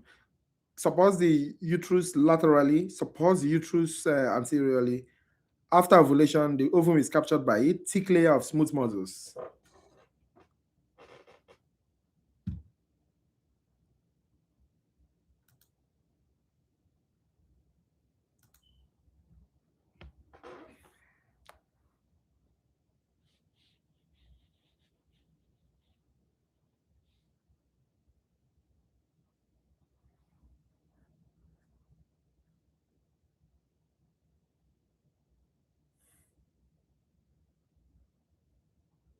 Let's keep going, guys.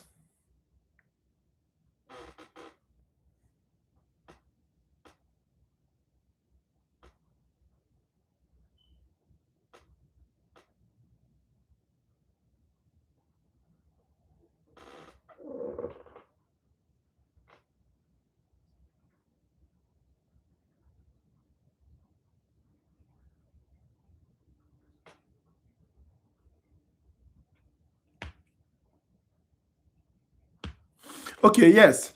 You guys are so correct. The answer is myometrium. Now, what are the things that you need to know about myometrium that they may ask you? First of all, I need you to understand that there are three functional layers of the uterine wall. We have the perimetrium, which is the serous membrane outside. All right, it's just the part of visceral peritoneum. Then we have the myometrium. This myometrium is a thick, smooth muscle that has three parts. We have the outer longitudinal, we have the middle, outer longitudinal, middle circular, and inner longitudinal. Right? Outer longitudinal, middle circular, and inner longitudinal. Yes. So there are three layers of the smooth muscle, of the three smooth muscles of the myometrium. And the myometrium is one of the three layers of the uterus. So the uterus has three layers. The outermost, which is perimetrium, then the myometrium. That myometrium now has three layers of its own. Then after that, we have the endometrium, which is the inner layer, the layer that sheds, usually during menstruation.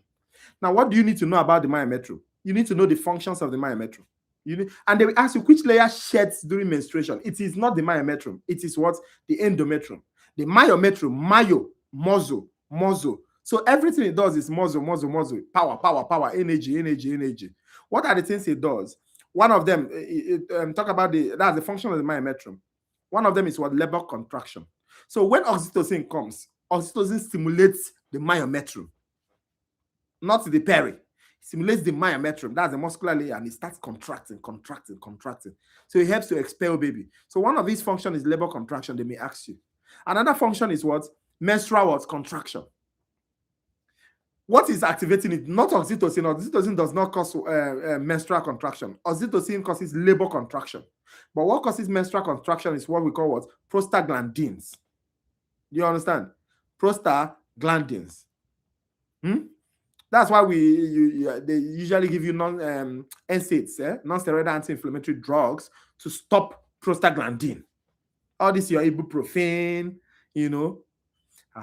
So you will learn the mechanism of action when you do pharmacology. Another thing is that myometrium, it helps to stretch during what? Pregnancy. We call it what? Postpartum involution. All right? It increases during pregnancy and reduces when the baby is born. So you guys need to understand everything about myometrium. Now, the question, the A talks about consists of functional and basilar zones. Functional and basilar zones is only found in the endometrium. So that's why it's wrong.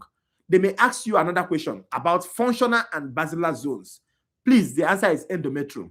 Which side shades endometrium? Middle layer, myometrium. Contraction, myometrium.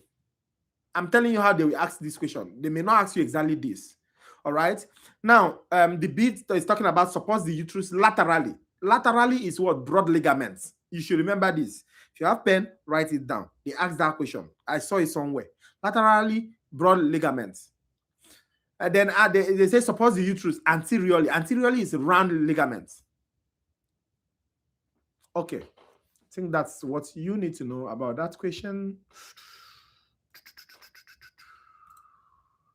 If you are confused in any way, you can always drop a question in the box and I will make time to answer you, all right?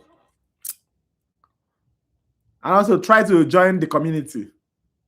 Try to join the community. Even if you finish anatomy, you do microbiology, you do pharmacology, you do pathology. I will be releasing videos on those things, but it will be private for the people in the community. So you need to not just subscribe, but join the community, all right? There are... Okay, look at this question, guys. So, yeah. So, the dash. Please, that thing is the dash. The dash are finger-like projections that capture the freshly ovulated ovum.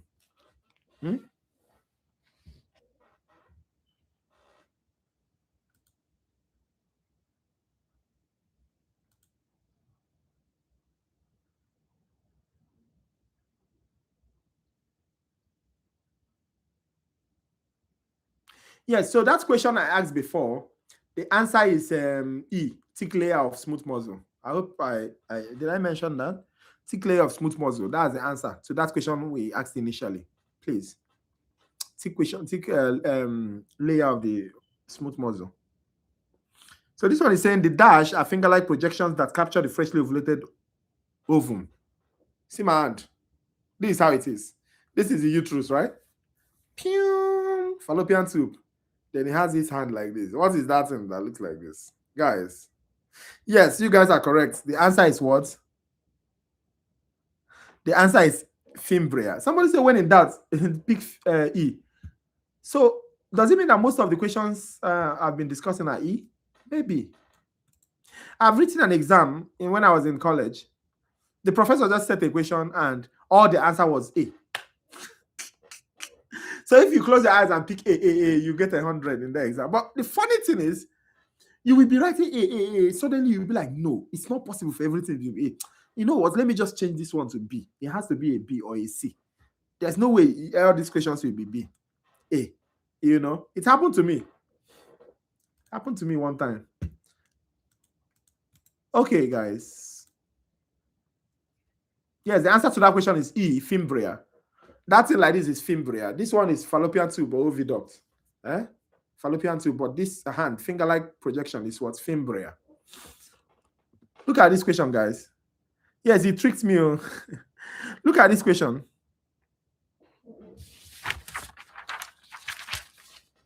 The dash is the inner lining of the uterus. The dash is the inner lining of the uterus. You see that thing I was telling you? That's why I took time to discuss that question. The dash is the inner lining of the uterus. We have the perimetrium, we have the myometrium, we have the exometrium, we have the endometrium, we have the epimetrium.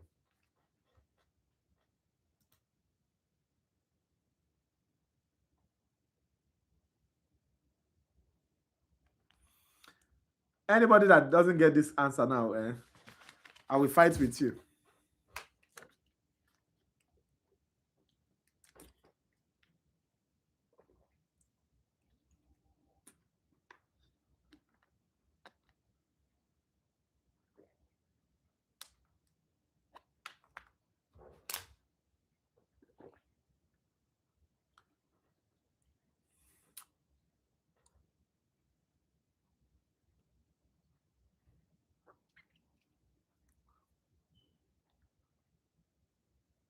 Yes, the answer is endometrium. Let's not waste time. We already discussed that question, all right? Yes, you guys are so correct. The answer is D, is endo, all right? So we have the peri, we have the myo, we have the endo. Look at this question, guys. The uterine phase that develops because of a fall in progesterone levels is the dash. The uterine phase that develops because of a fall in the progesterone level is the dash.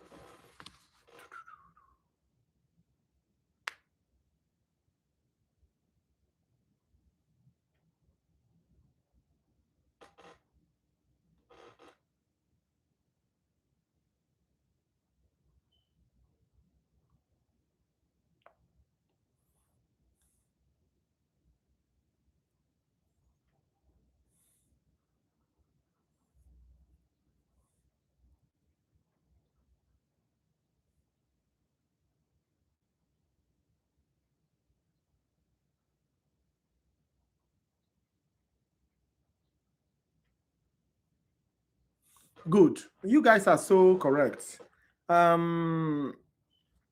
If you choose D, you are correct. The menstrual phase, all right? Remember, we have the menstrual, we have the proliferative phase, we have the secretory phase as well, you know. So, so what you need to know is that the menstrual phase is specifically for when the progesterone and the estrogen falls, all right? Leading, because as a result of corpus luteum degeneration. Remember, the corpus luteum is what produces that initial phase of what progesterone. So when the corpus luteum degenerates, progesterone falls, all right? So high progesterone is usually during secretory phase, all right? Because it needs to maintain vascularize the endometrium. You understand? So immediately there's no fertilization or no implantation, corpus luteum degenerates. If it degenerates, progesterone falls. And once progesterone falls, nothing will be able to maintain the endometrium. And when nothing maintains the endometrium, shedding happens. Menstrual cycle occurs. So I hope you guys got that. But all of you are correct.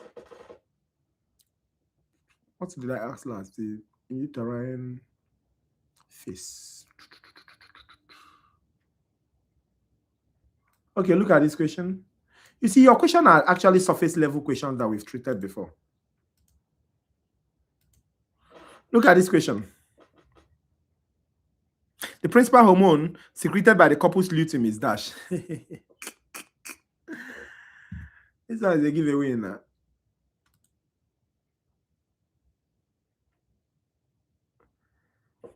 It's a giveaway. I just mentioned it. You understand? So you see how you have to match questions, all right? It's a giveaway, man. So let me not waste time on it. Yes, you guys are so correct. The answer is progesterone, B. Yes, you're correct. Look at this one. Yes, B. You're correct, B. The granulosa cells of the developing follicle secrete what?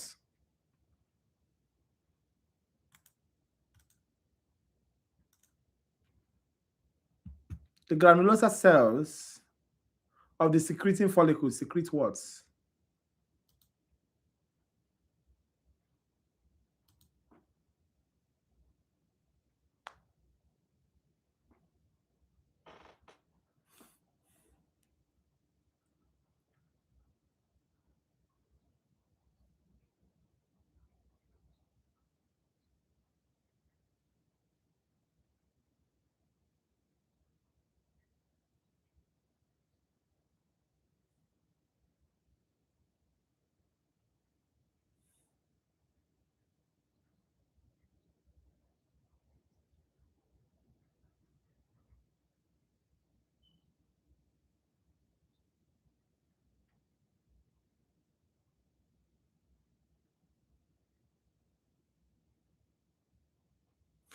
Okay. If you have your pen and paper, I need you to pay attention to this, what I want to explain now, because this is very crucial concept for you to understand ovarian hormone production. First of all, the answer to that question is estrogens, all right? But you need to understand something. Just pay attention. First of all, the granulosa cells in developing ovarian follicles is what is responsible for that estrogen, as I mentioned initially. Particularly, which particular estrogen, they may ask you which one. It's usually estradiol, that's E2. Estradiol, as I mentioned in that video, is the most potent, all right? Estradiol is they will ask you this question. I've seen it before.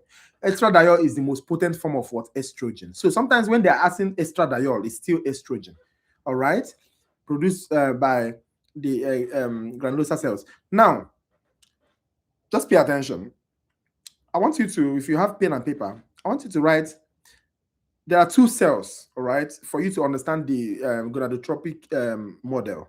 There are two major cells. One, on my right hand, is this a right or left? This left hand, eh?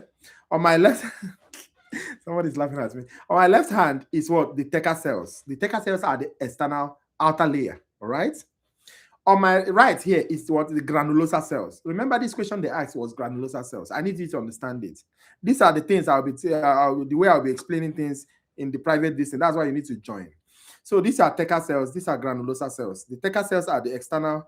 Granulosa cells are the inner layer. Sometimes they may ask you which one is inner, which one is outer. Theca outer, granulosa inner. Now, which receptors are found in both of them? That's another question you need to understand. For the Theca cells, they have what? LH receptors. That's luteinizing hormone receptors. For the granulosa cells, they have what? Follicle stimulating hormone receptors, FSH.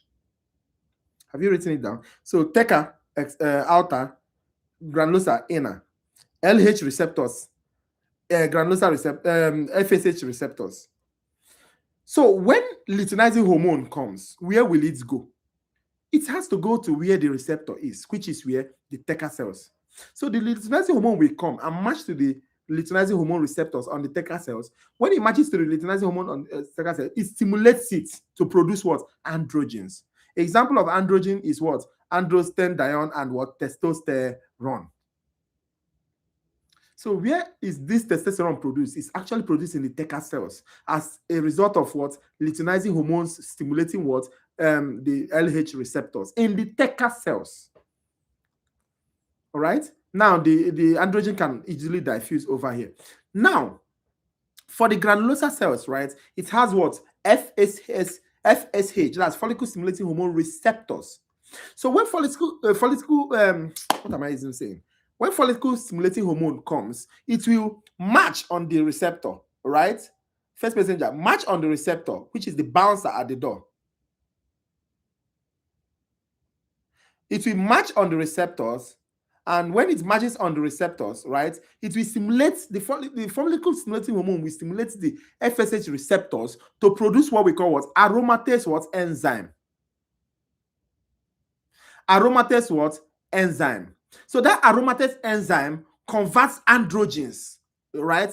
Converts androgens to estradiol and inhibin. I need you to understand this concept. This is the entire gonadotropic model. You understand? This is the entire gonadotropic model. All right. So when you understand the theca cells, you understand the granulosa cells, you understand the things in the theca cells, understand the things in the granulosa cells, what is produced and what is not produced. So when they ask you a question, they may ask you a question in different formats. Let me tell you how they ask the question. One, the one they ask now, which is granulosa cells. Another one, they can ask you theca cells. All right. These granulosa cells, you are talking about estradiol. Why? Because the granulosa cells produces what? Aromatase enzyme that breaks down estrogens to what? Estradiol. Understand that. All right. So this is, the kind of question they may ask you. They may ask also about aromatase enzyme. What does it do? It converts androgens towards androgens. It converts them towards estradiol. Very, very important that you remember this. That's converting androgens to estrogens. The major one is what? Estradiol. Underwhere? Granulosa cells. Granulosa cell is what? Inner layer. What receptors does it have? Follicle stimulating hormone receptors. Which hormone acts on granulosa cells? FSH. Chicken, this is what you need to know. If you know this, you are good to go. Do you understand? If you know this, you are good to go. Okay. So please, if you don't get what I said, I'll need you to go back and watch it later, all right? What? Somebody said advert. They are doing advert. I don't know. Hey, you are not using YouTube Premium. I use Premium, so I don't ever see adverts. You can use Premium for students. I think it's $7. Okay, let me see. The granulosa cells of the developing follicles. Now look at this question, guys.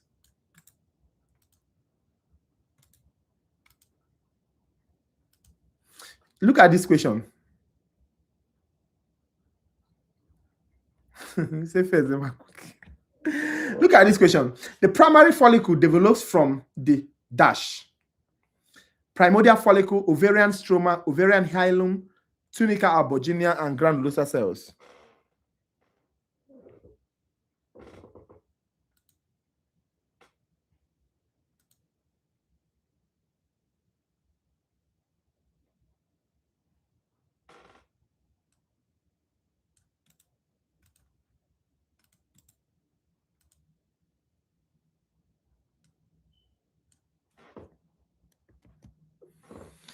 Yes, you guys are so correct. The primary follicle.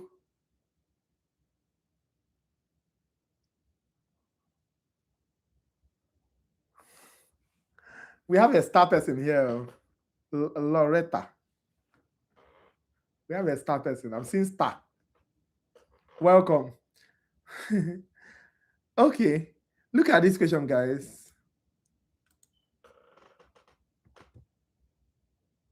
Yes, that answer is A. Look at this question. Which of the following is not a similarity between the testis and the ovary? Which is not. So mind you, they will tell you which is not or which is. Don't let them confuse you. Take every question as if it's the only question that will give you an A in this course. All right? A and P, you must get an A because virtually in every school I know, A and P is almost 3 to 4 unit load. So it's not an easy course. All right? So you have to pay attention. Which of the following is not a similarity between the testis and the ovary? Both respond to follicle stimulating hormone. Both produce progesterone. Both respond to luteinizing hormone. Meiosis takes place in both. Both produces gametes. Let's go, guys. Let's go.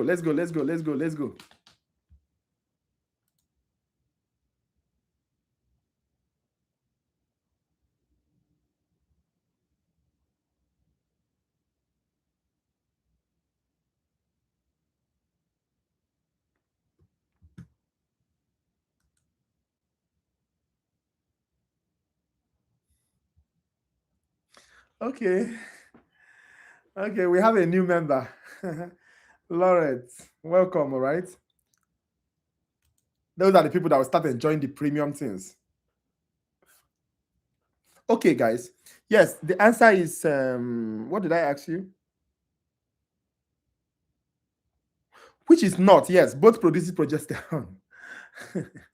That one is a giveaway now.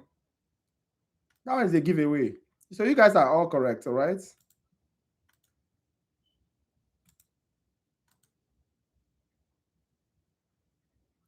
Yeah, so you guys have to join and become members of the community. You have to join and become members of the community so that I'll be having a more one-on-one with you. Look at these guys. Pupillary muscle groups are controlled by the, you see, this autonomic nervous system. Please go and see the video before I make the video to be for only members. Yeah? But this semester, I'm not making it for only members. You know, but after now, it becomes only members. The sorry, I didn't put the dash, but let me make you understand the question more. Pupillary muscle groups are controlled by the autonomic nervous system, ANS. Parasympathetic activation causes pupillary dash, and sympathetic activation causes dash. If you have seen that video, you will get this answer. That's why I won't even explain itself. I'll just tell you the answer. Pupillary muscle groups are controlled by the autonomic nervous system. I released a video on autonomic nervous system. They asked a lot of questions from it. Special senses, autonomic nervous system. Please, after this, go and watch it. After this, go and watch it. You understand? Parasympathetic activation causes pupillary dash. The sympathetic activation causes dash. A, dilatation, dilatation, constriction, constriction, constriction, dilatation, vasoconstriction, vasoconstriction, dilatation, constriction.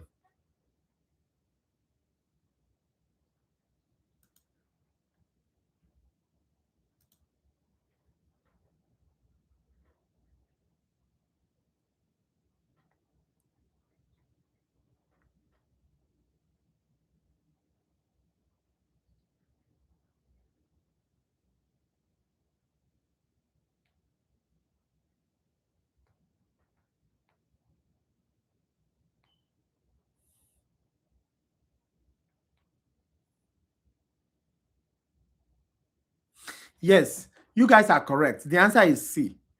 When you are running, what happens to your pupil? When you are running like this, your pupil is very dilated, wide.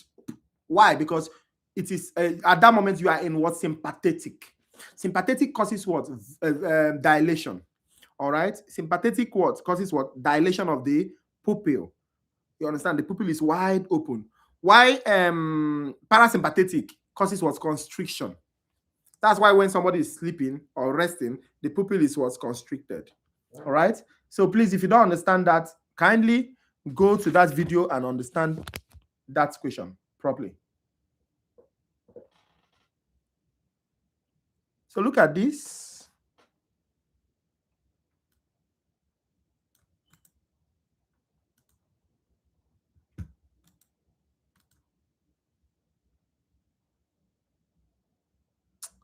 Oh, why is this thing like this now?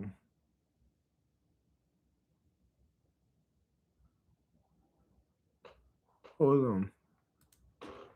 It is absorbed. Is reabsorbed? Yes, reabsorbed. So this is one. So chamber. We have two. Anterior chamber. Then we have three. Ciliary. Yes, you really need to. You really need to. Every member has to do very well in the exam. So what you need to do now after this class is to go to the live. You'll be able to view the live. So hold on, let me. So as a member, you'll be able to view all the lives. So I need you to go. Take your time, please, because I explained every concept. Ciliary body, sclera.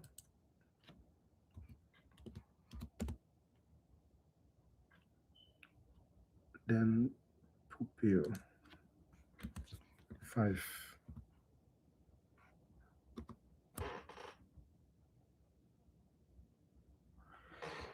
Yeah, well, I wanted it to be between 2 hours to 3 hours. We just spent 2 hours. So probably in the next 50 minutes, we should be done. So look at this question, guys. I'll give you the options.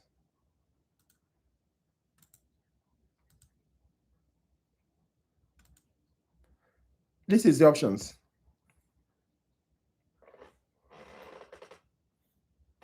Trace the circulation of aqueous humor from the site of production to the site of where it is reabsorbed. To sites where it's reabsorbed. We have the anterior chamber, posterior chamber, we have ciliary body, we have sclera venous sinus, we have the pupil.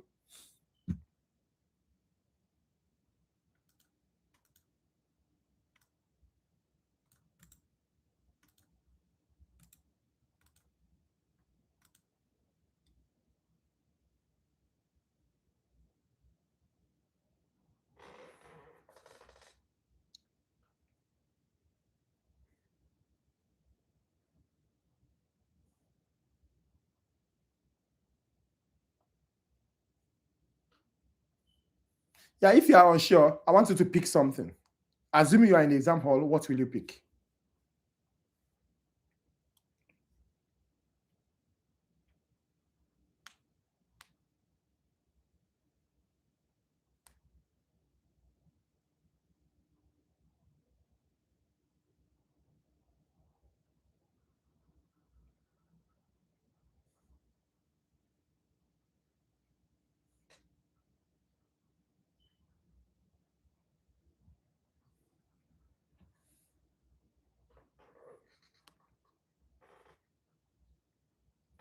Let's go, guys.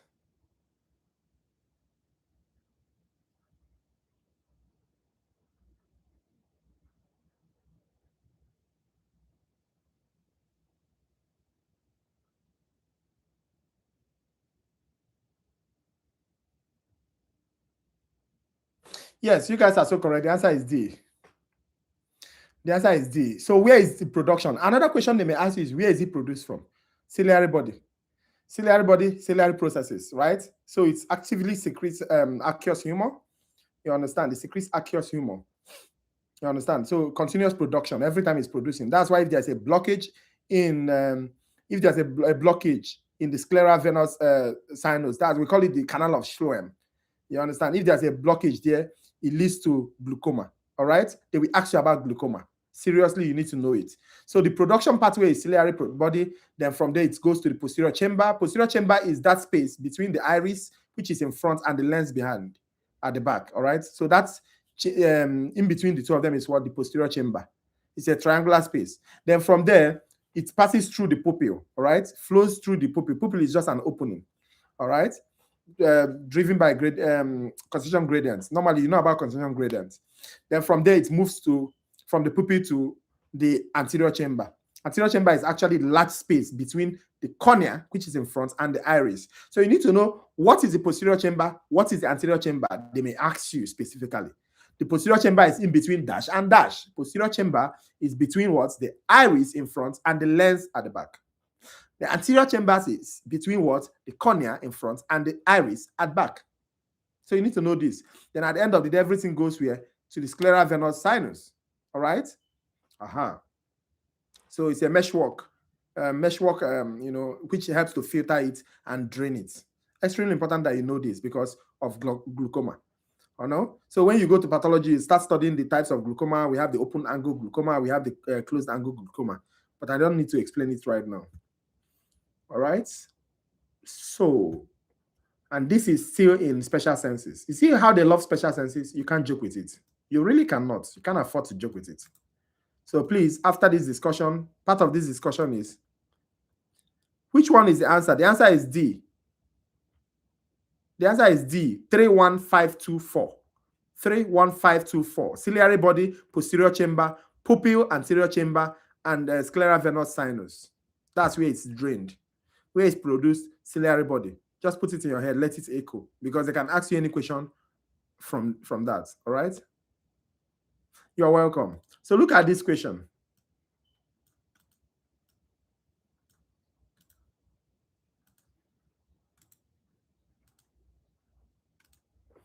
Look at this question. The optic disc is blind spots because the vitreous body is too thick in this area for the passage of light. Humans are unable to focus light on that area of the retina. The retina lacks nerves in the optic disc. The fovea prevents light from striking the optic disc. There are photoreceptors in the area.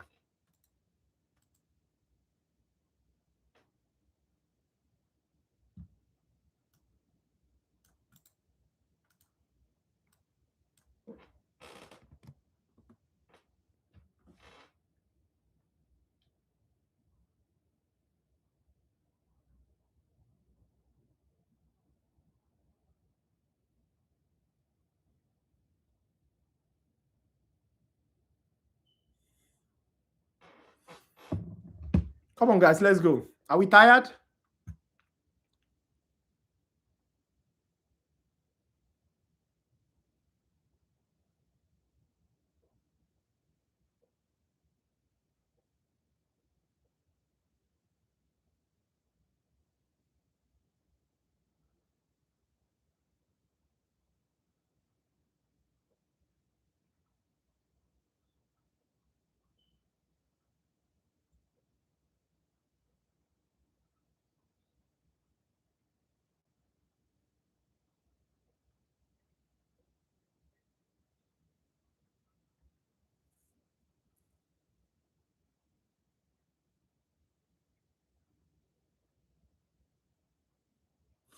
Okay, so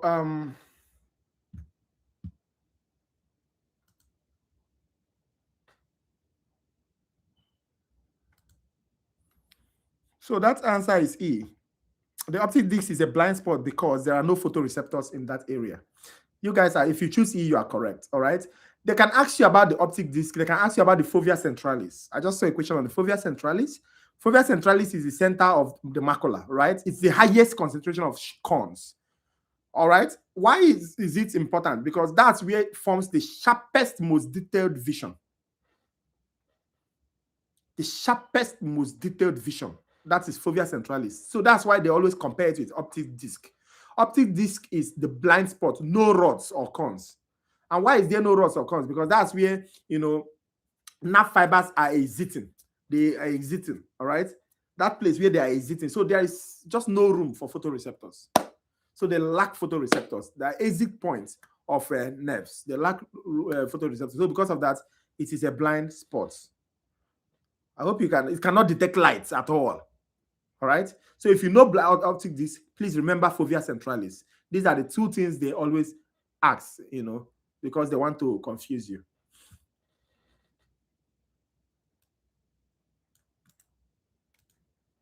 You see how the amount of special senses question they're asking? Look at this question. So please, let's answer quickly. We already spent 2 hours, 13 minutes. In the next 47 minutes, we should be done. I may not finish all the questions. So it is what it is.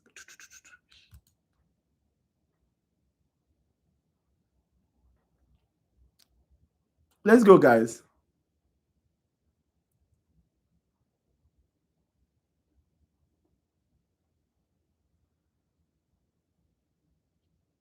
Yes, you guys are so correct. The answer is gastrin, all right? The answer is gastrin. Let me not waste too much time on it. There are some questions I won't be explaining now because I've already explained it before. Look at this one. Substances that can carry electrical currents across cell membranes are called dash. Electrons, electrolytes, osmoregulators, non-electrolytes, buffers.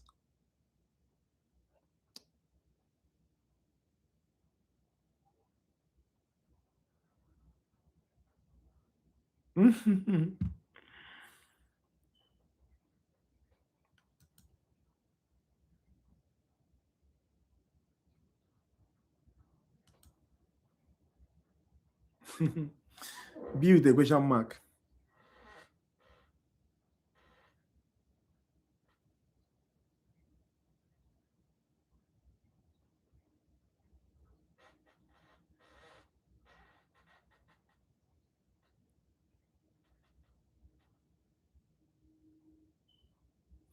Yes, guys, the answer is what? Electrolytes, all right? Substances that can carry electrical current across cell membranes are called what? Electrolytes. You guys are so correct, all right? And they are so important for homeostasis. Extremely important for homeostasis because without them, information will not be carried around your body. You understand? That's why when you come to the hospital sick, first thing we want to check is your electrolyte balance and we want to correct it because that's one of the things that can lead to, somebody, the homeostasis not being there. And when you have your homeostasis is no longer maintained, it becomes pathology. So pathology is just a lack of maintenance of homeostasis. All right. So look at this question. Homeostatic mechanism that monitor and adjust the composition of body fluids responds to changes in the dash fluid.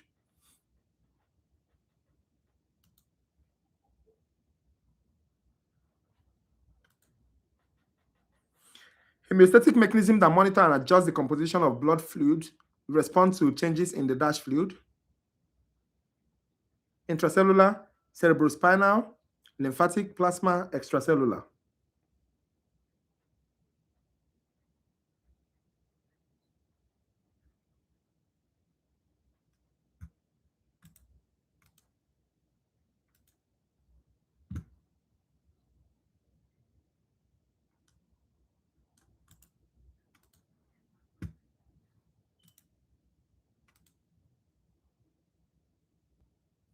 Quickly, guys, quickly.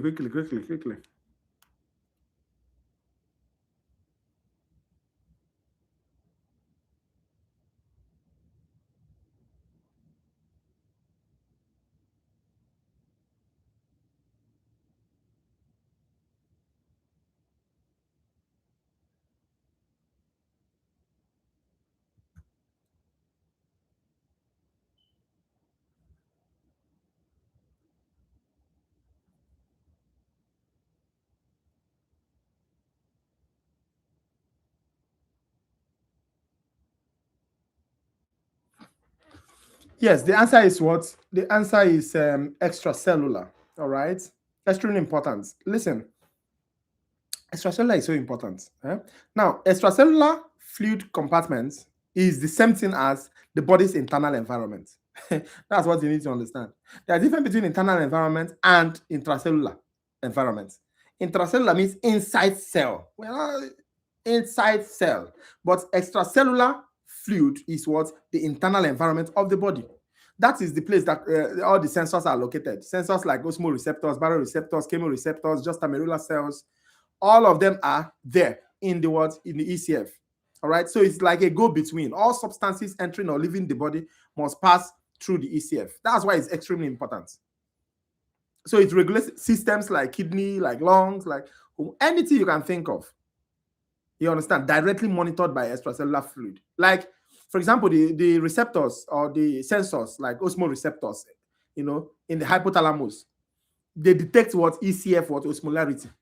Baroreceptors in the carotid and what's the second sinus? So carotid and aortic sinus, right? Aortic arc. All of them, they detect what? ECF pressure. Because they can ask you this question. They can ask you about chemoreceptors. Like if you look at the special senses, I discussed receptors in the beginning of the video. We have osmoreceptors, we have baroreceptors, we have chemoreceptors. What do they detect and where do they detect it? Chemoreceptors detect chemicals like pH, oxygen, CO2. Where? ECF. Baroreceptors detect what? Pressure. Where? ECF. Osmoreceptors detect what? Osmolarity. Where? ECF. Juxtaglomerular cells, they detect sodium and blood pressure. Where? ECF. So don't joke with ECF. All right. Okay. So let's talk about ICF. Look at this question. The principal cation in the intracellular fluid is what? In your exam, they can also ask you the principal what cation in extracellular fluid. So if you know the intracellular fluid, you should know the extracellular fluid. So guys, what's the answer? The other answer is E, extracellular.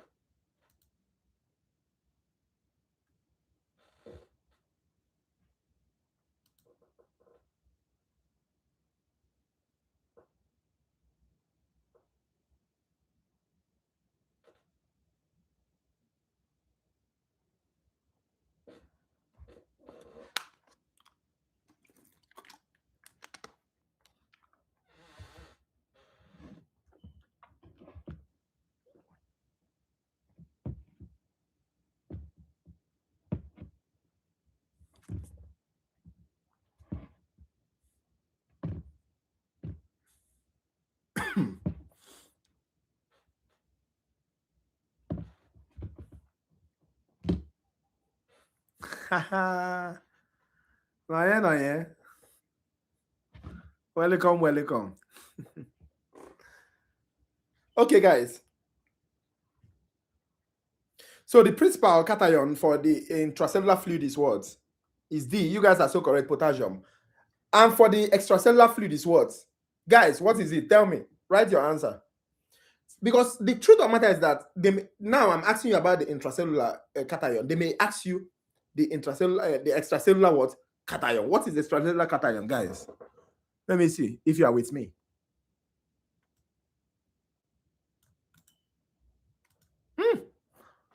Pizza for all of you. Pizza for everybody. Pizza for all of you. So it's sodium, all right? Extracellular, sodium. Extracellular, sodium. Intracellular, potassium. Look at this one, guys. Look at this one. Which hormone plays a central role in determining the rate of sodium reabsorption and potassium secretion?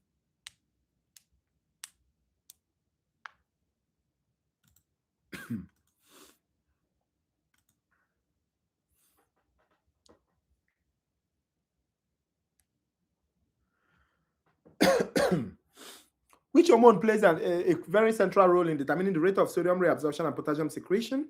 We have epinephrine, we have ADH, we have ANP, we have aldosterone, we have BNP.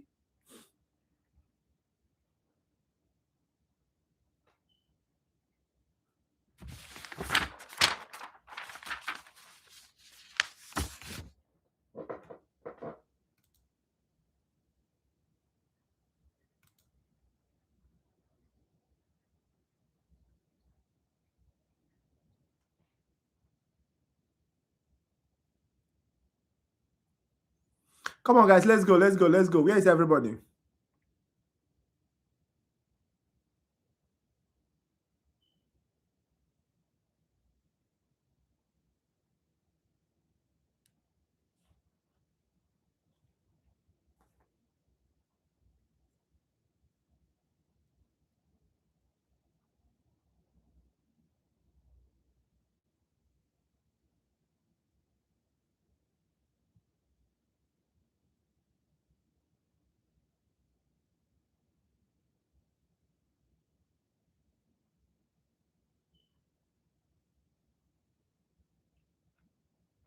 So you guys are so correct. The answer is what? Aldosterone.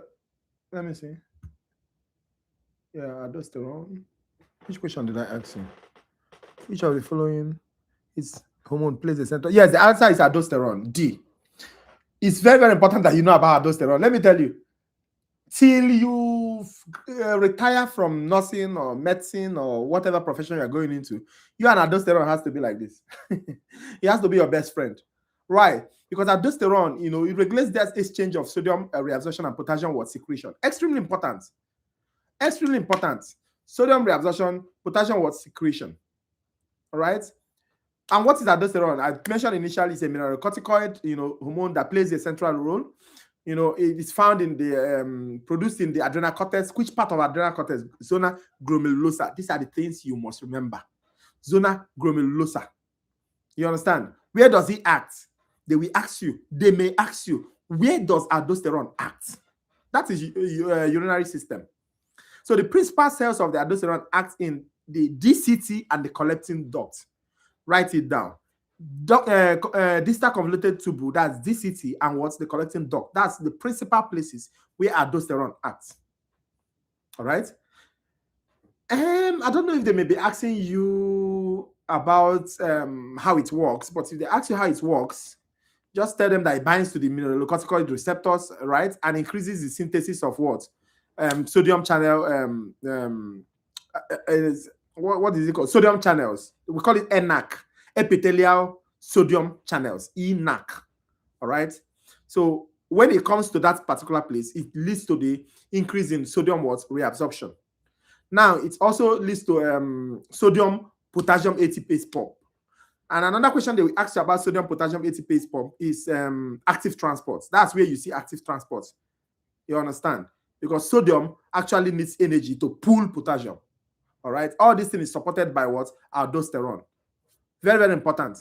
So you need to know the net effects, which is more sodium reabsorbed, more potassium secreted, water follows sodium, blood pressure increases. Remember, I told you blood pressure, it increases when the volume of blood increases. So the question they may ask you again is, what triggers the release of aldosterone? When there is low blood pressure, it triggers the RAS system, renin angiotensin aldosterone system. How does it happen? Low blood pressure will lead to a release of what? Renin. Renin will cause what? Angiotensin 2 production. Angiotensin 2 production will lead to what? Aldosterone. Aldosterone will lead to what? Bringing of water, absorption of water, sodium rather, into the blood, and water will follow sodium into the blood. Before you know it, blood volume increases, and the low blood pressure normalizes. That's homeostasis. So all these things is as a result of what? Homeostasis. So you should remember, aldosterone is triggered when there's low blood pressure. If you want to write, you can write low blood pressure, and also when there's hyperkalemia, high potassium. Also when there is hyponatremia. Hyponatremia. These are the major 3 places that causes aldosterone release. Low blood pressure, they will ask you in your exam. They will tell you hyperkalemia leads to what? Hyperkalemia. When there is a high potassium, it leads to aldosterone production, because aldosterone does not like potassium. It chases potassium away. When there is low sodium, that's hyponatremia, aldosterone comes to fight for sodium. So you need to remember these things. If there's any question, you can write it down there. Yes, the answer is D. Okay. What did I ask? Which question I asked you last? I asked you about which hormone plays a vital role in determining the rates. Okay, so look at this question.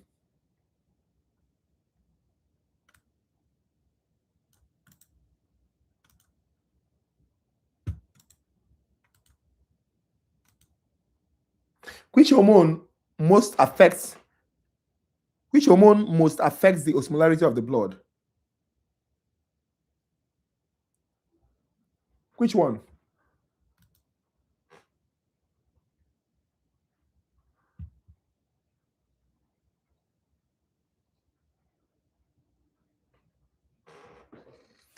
Quickly.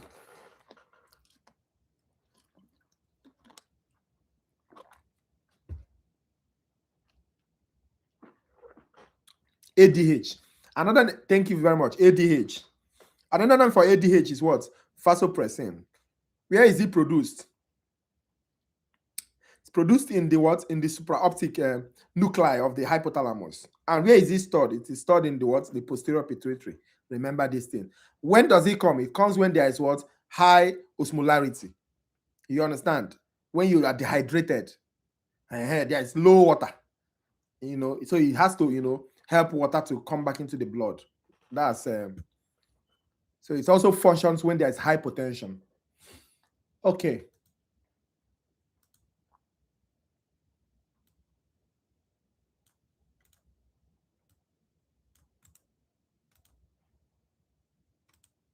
Yeah, it's stored in the posterior pituitary, but it's produced in the supraoptic lobe of the hypothalamus. You have to remember that, so that they don't use that question to confuse you. They have confused a lot of people that are writing their board exams.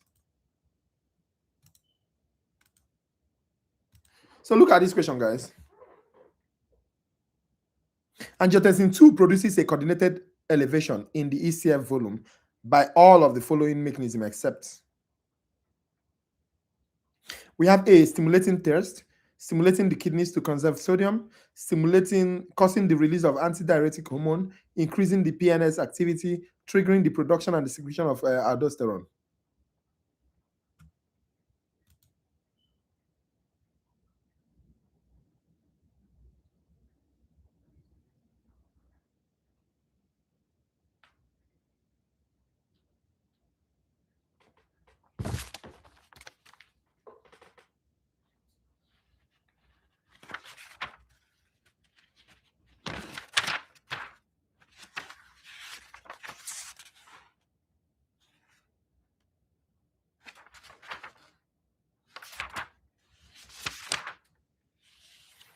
Oh boy. I didn't know there's a whole lot of questions on neuro. There's a whole lot of so they are in love with neuro also. I was thinking they are not, but man, oh my god, I think I have to jump to neuro. I have to jump to neuro. There are a whole lot of questions on neuro.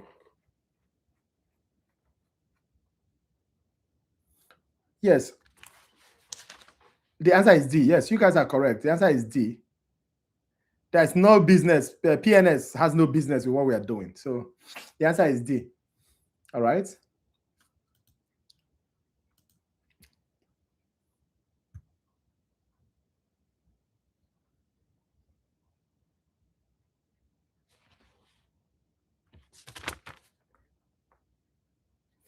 So I want to move to, I know a lot of people are tired and this already, I have 30 minutes with you guys. I have 30 minutes. After 30 minutes, I'm gone. So there are a lot of neuro questions and I've not treated any neuro questions. So let's dive into neuro very fast. If you can answer very fast, we'll finish, we'll do a lot of things, all right? The more questions you are able to see, the better you understand these concepts. I want you to see that there is no big deal. Honestly, they won't ask you anything new.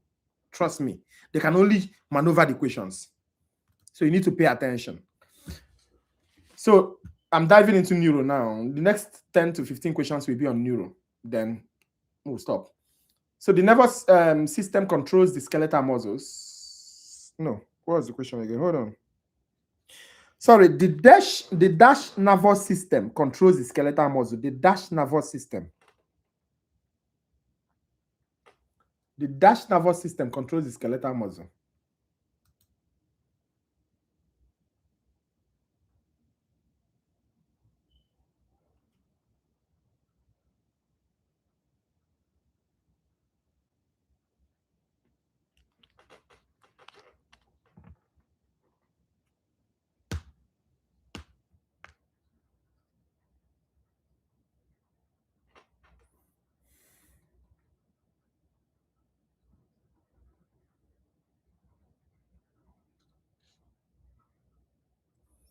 Yes, the answer is somatic. Listen, I'm supposed to draw this thing right now, but no, I don't want to waste time. So I'll just explain briefly. The one that goes up to the CNS is sensory. Another name for it is afferent, with A, starts with A. The ones that comes back from the CNS is efferent or what? Motor. So you need to know the clear difference between motor, sensory, afferent, efferent, E. So A goes, E comes. If that's clear, let's talk about the body and the skeletal muscle, or the skeletal muscle and the cardiac and smooth.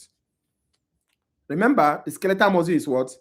It's voluntary. So because it's voluntary, we call it what? Somatic body. So anytime you hear somatic, know that that thing is what? From either going to the skeletal muscle or coming from the skeletal muscle. So if it is going to the skeletal muscle, that means it's coming from the CNS. Remember, coming from the CNS is what? Motor. All right? Coming from the CNS is motor. So if it's coming from CNS to the skeletal muscle, it becomes what? Motosomatic or somatic motor. Any way you want to put it. But this is going from the skeletal to the CNS, it becomes what? Motosensory or somato what? Sensory. Sorry, did I say motosensory? Somatic sensory or somatosensory. Going somatic from the skeletal muscle. Sorry, going sensory from the skeletal muscle, somatic. Coming motor to the skeletal muscle, somatic. So motosomatic, sensory somatic. So if you know that, now let's talk about cardiac and smooth. So cardiac and smooth are involuntary. So we usually call them visceral. All right. It still has its sensory. So sensory means it's what? Going from a smooth muscle or from the cardiac to the CNS. All right. Motor is coming to the smooth muscle, or so we have sensory visceral, sensory, visceral, meaning that it is going to the CNS from either the skeletal, either the cardiac or the smooth. Now we have motor visceral. Motor visceral means that it's coming from the CNS to either the smooth or the cardiac. Now that motor visceral is now divided into two. It has sympathetic and parasympathetic, and that is what we call what? Autonomic. So when they ask you about autonomic nervous system, they are asking you about what? Motor visceral. Chicken. Huh? If you can gather this concept and draw this map in your head, you have conquered the baseline. All right. Okay. Yes, that's our question. The answer is B. That's somatic. Now I want to ask you some questions under these things I just explained. You have to be very fast so that we can answer a lot of questions. I'm sorry that I took my time, but I have to explain that concept. It's baseline. Look at this question. The part of the peripheral nervous system that carries sensory information to the CNS is designated what?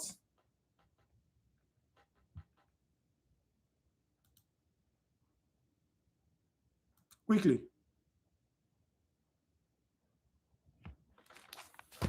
You see, if you can get that map in your head, you get this answer. Chakam. You don't even need to waste your time. Chakam, you've got answer. So the truth of the matter is that the equation is simple. You need to understand. That's why you are here. You know, that's why you are here. Say chakam, love it. Yes, that's why you are here. Yes, you guys are so correct. You see, did you see how easy it is for you to know it? Sensory efferents going to the CNS from the peripheral, chicken, and you're good to go. All right, so the answer is what? C. A for efferents.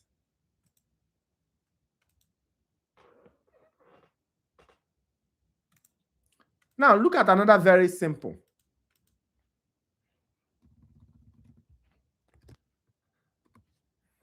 Look at this question. Dash carry motor information to the peripheral effectors. I know somebody, you are smiling, you are saying, Jesus, how can they give me this something as simple as this? That is how they give question. And some people will fail it. Some people that are not here and that will not go back to watch this video, they may just fail it. So even if you are here, go back to watch this discussion for consolidation. All right? You see how it's easy you guys are getting the answer. Very easy. Very, very easy.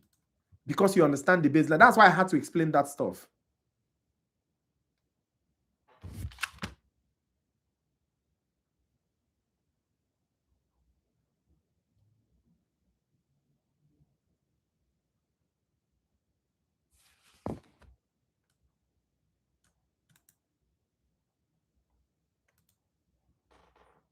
Yes, the answer is E, efferents, all right? Carry motor information to the effectors, efferents. Okay. It's making sense. Seems you guys are stronger with neuro. I'm enjoying the energy. Look at this question. Dash nerves. This question is sounding somehow. Dash nerves are nerves that connect the spinal cord.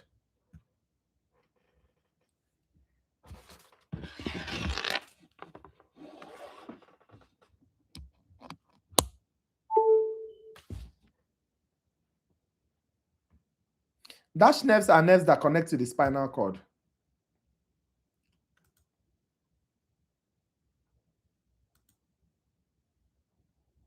Very, very easy. I love it.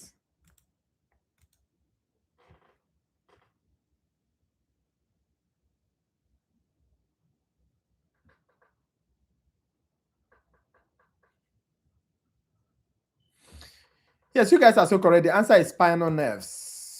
Spinal nerves. Look at this. Quickly. I like the ginger.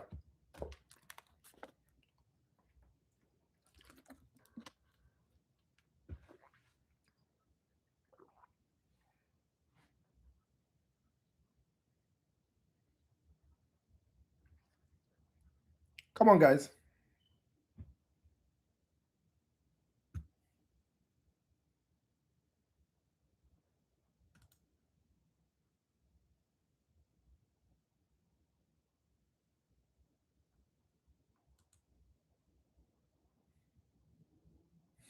Yeah. So if you are not sure, I need you to just pick something.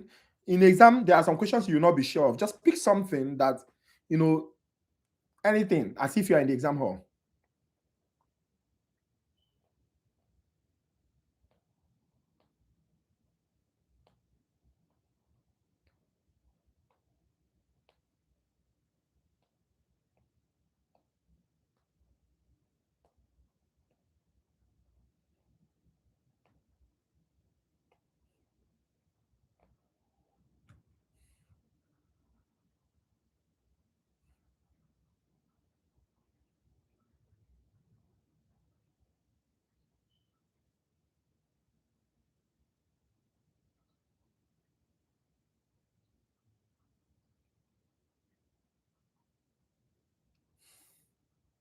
Yes, you guys are so correct. The answer is nasal bodies. You know, you guys need to understand nasal bodies. Nasal bodies are just where there is. It's just like, did I teach you genetics? If I didn't teach you genetics, you can go and watch my genetics video. I mentioned something about where we cook protein. Aha, that's where translation happens. It happens in the ribosome. You understand? Have a ribosome, and those ribosomes, there are two types of ribosomes. We have the free ribosomes, the ones that are moving by themselves in the cells, the cytoplasm, and we have the ones that are in the rough endoplasmic reticulum. All right. So this nasal body is, clusters of rough endoplasmic reticulum and free ribosomes. It's very, very important that you know. So anything ribosome, rough endoplasmic reticulum, what makes an endoplasmic reticulum rough is ribosome. It means that there is an intense production of what? Protein, intense protein synthesis. So the question is, why is there? Why does it need intense protein synthesis? Because neurotransmitters are proteins. Neurotransmitters, enzymes, all of them, that is where they are produced in the nasal bodies. Membrane receptors and channels, they are proteins. Cytoskeleton are proteins. All right, and proteins are needed for external transport. So it's very, very important that you know this. And another question they will ask you in your exam is, where is it found? Or one of the following is places where nasal body is found, and where is it not found? You understand? It's found in the cell body. If you have pen, you can write it down. Cell body. Another word for cell body is soma. Another word for soma is pericardium. That's where it's found. It's also found in the dendrites. You should know where the dendrites is. It's also found in the dendrites.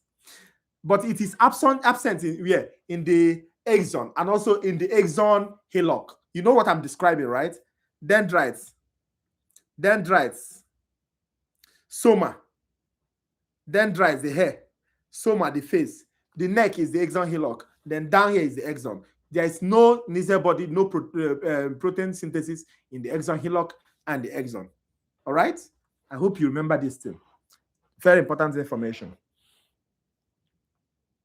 So look at this question. Where am I? No, I'm jumping this. So I hope you learned nasal body right now. Yes, the answer is D. Look at this question. Sensory neurons of the PNS are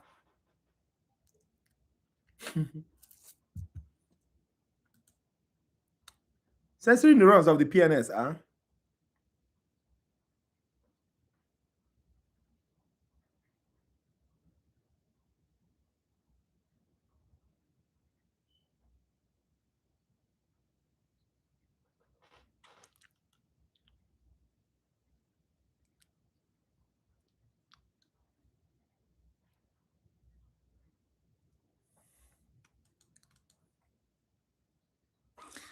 So I released a video on neuro 1, neuro 2, neuro 3, especially that neuro 1 is nervous system. I mentioned this specifically, that sensory neurons of the PNS is unipolar. The answer is C, unipolar, not multipolar. We know that multipolar is the highest one found, right? But the sensory, specifically sensory of the PNS is unipolar. Please, the answer is what? C. You can't forget this, because they are very specific about that question. They don't joke with it. It's always coming out in virtually every exam I've seen. Trust me. So it's unipolar. Some people that are not here in this discussion, or people that have gone to sleep, may end up failing this question, because they know that, okay, the one that is most popular is multipolar, but this one is unipolar. That's why they're asking it. Look at this question. The ion that triggers the release of acetylcholine into the synaptic cleft is?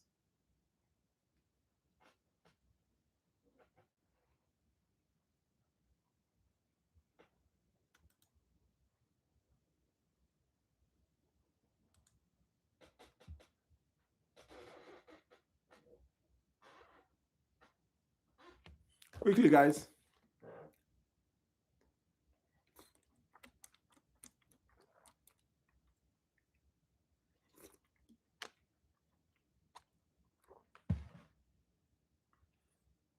We have potassium, we have sodium, we have magnesium, we have chloride, we have calcium. So what they're asking is which ion, when the action potential comes to that synaptic knob, right? It causes an ion to flow in. That ion that flows in busts the vesicles, and pushes out the neurotransmitters through what? Exocytosis. So they're asking you which one is that? Exactly. So you guys are so correct. The answer is calcium, not sodium. Calcium. So sodium is only triggered immediately. The neurotransmitters go to the synaptic cleft, marches to the neurotransmitter receptor. Immediately it laps to the neurotransmitter receptor. It leads to sodium channel gate opening, and sodium rushes in. You understand? Rushes in to cause electropositivity. Potassium now opens and leads to electronegativity. So the up down, positivity, negativity creates what? The potential, right? Which leads to what? If it leads to local potential, before you know it, if it gets to the threshold and beyond it, it becomes what? Action potential, and triggers the entire things that's happening there. All right. So I hope you guys understand this. The answer there is calcium. So it's E. You're very correct. Look at this question. Cholinergic synapse release the neurotransmitter. Which neurotransmitter does cholinergic synapse release? Everybody should know this one now. We have norepinephrine, we have serotonin, we have adrenaline, we have acetylcholine.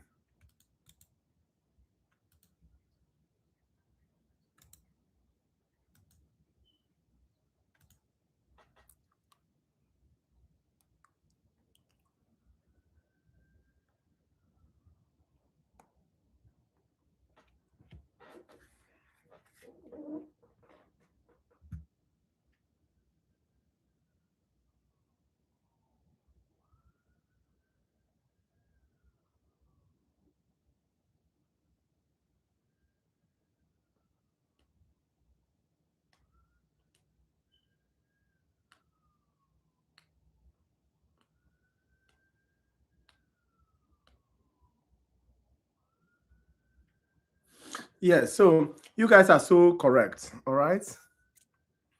You guys are so correct. So let me shed a little light on this. All right. For people that are interested in listening, the answer is acetylcholine. Now, cholinergic synapses, we already know they release acetylcholine, as I mentioned, which is a neurotransmitter. But another thing you need to know is how do I explain this thing? The suffixes, ergic. Like, for example, we have cholinergic, we have adrenergic, we have dopaminergic, we have serotonergic, we have GABAergic. I play too much. Now, cholinergic releases acetylcholine. Adrenergic releases what? Epinephrine and not epinephrine. That's adrenergic. Remember it. Adrenergic releases epinephrine and not epinephrine. Then we have dopaminergic, releases what? Dopamine. Then we have serotoninergic, releases what? Serotonin. We have GABAergic, releases what? GABA. You need to know all these things. All right. Another thing you need to know is where is the cholinergic system, cholinergic synapses, where is it found? All preganglionic neurons releases what? ACH at their autonomic ganglia. All preganglionic, both parasympathetic and sympathetic. So both parasympathetic and sympathetic preganglionic produces acetylcholine. Make sense? Now, for postganglionic, all parasympathetic of postganglionic, all parasympathetic of postganglionic releases ACH. I hope you understand what I'm saying. For preganglionic, both parasympathetic and sympathetic, all of them produce ACH. But for postganglionic, only the parasympathetic produce ACH. They will ask you this question. Also, we have neuromuscular junctions and some other places. All right. So these are the things you need to know, and you need to know the types of acetylcholine receptors. Is it? No, epinephrine is underadrenergic, not cholinergic. It's underadrenergic. Now, another thing you need to know, apart from what I just explained to you, is types of the receptors. I discussed this in autonomic nervous system. Please go and look at it. Types of receptors. All right. We have for acetylcholine. So it's like which type of bouncers recognizes acetylcholine. That's what they're just asking you. So we have nicotinic receptors and we have muscarinic receptors. Nicotinic receptors, muscarinic receptors. All right. So go and watch that video and you get the effects of all this. This thing is very, very important clinically because in the clinic we have drugs that are affecting cholinergic synapse. All right. We have all these agonists like nicotine. This is very popular one, nicotine. Nicotine stimulates what? Nicotinic what? Receptors, which is a type of what? Cholinergic receptors. That's an agonist. Then we ask you which ones are agonists. That is, which drug stimulates cholinergic synapse. We talk about nicotine. Talk about pilocarpine, the one that we use to constrict pupil to treat what? To treat glaucoma. Then we have antagonists. Like scopolamine, the one we give you for motion sickness, if you're having motion sickness. Scopolamine. Atropine. A lot of you know atropine. We use it to also dilate pupil when you go to eye clinic. All right? Then there's the ones that increases ACH availability. We call them what? ACH what? Inhibitors. Acetylcholinesterase inhibitors. Because acetylcholinesterase breaks down acetylcholine.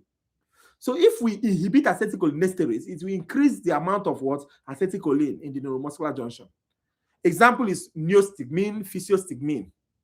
And the one we use to treat Alzheimer's disease. We call it the donepezil. So all these things, you need to understand it because if you don't understand it, when you get to pharmacology, you will not understand. So, but for your exam purposes, you need to know the type of receptors and you need to know where acetylcholine synapse is found for your exam. I just mentioned it. So if you can't remember what I said, later watch this video, you will understand. Okay? So what was the last question? Cholinergic synapse? Yes, we already mentioned it, acetylcholine. Okay, look at this question. Neuro is interesting, but you need to understand it for you to find it interesting. And as I said, neuro is interesting. Somebody looked at me like this. Which neuro is interesting? You'll be fine. Look at this question. A deficiency in which neurotransmitter would cause Parkinson-like symptom?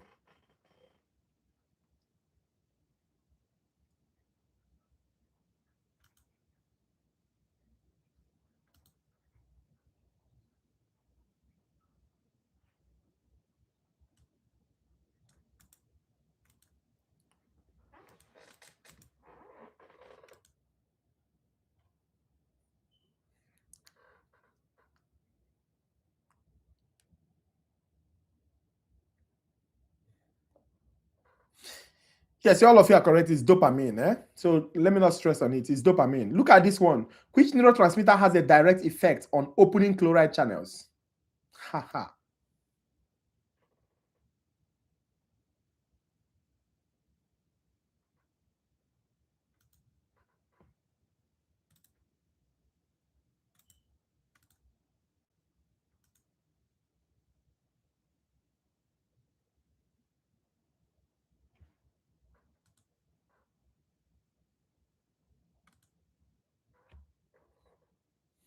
Which neurotransmitter has a direct effect on opening chloride channels?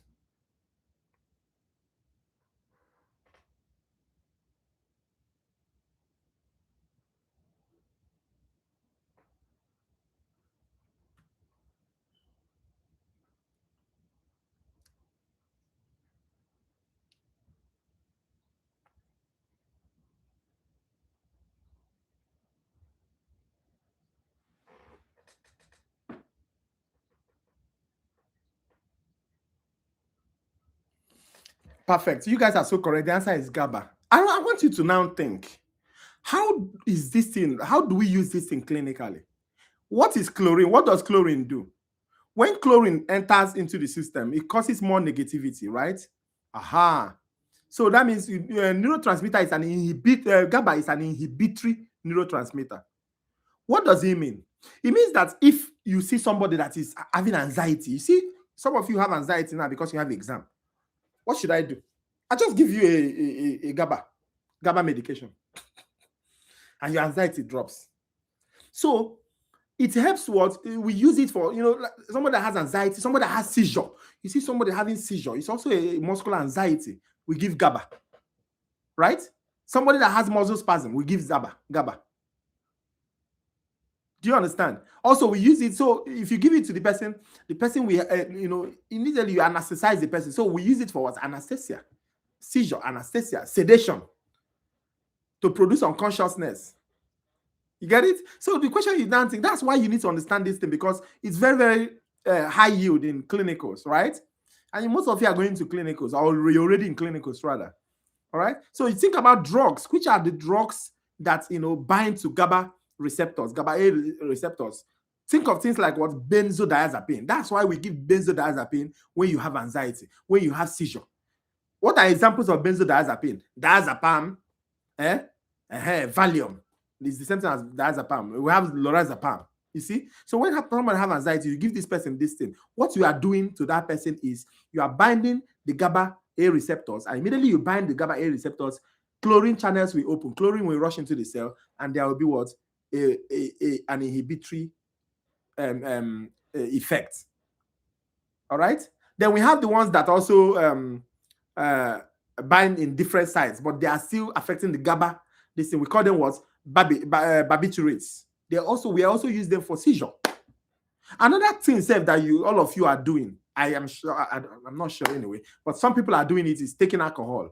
Alcohol helps to enhance GABA A receptor. That's why alcohol leads to a depressant effect. It will drop you. It will make you weak, make you tired. Anyway, some people get activated with alcohol. I don't know. Okay, so that's it. All right. Where did I stop?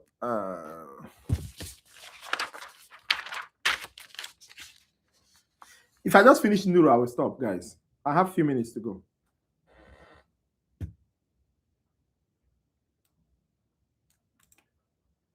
So those are why I am explaining those things, because I'm using it to jump a lot of questions. All right. Look at this question, guys. The site in the neuron where EPSPs and IPSPs are integrated is the dash.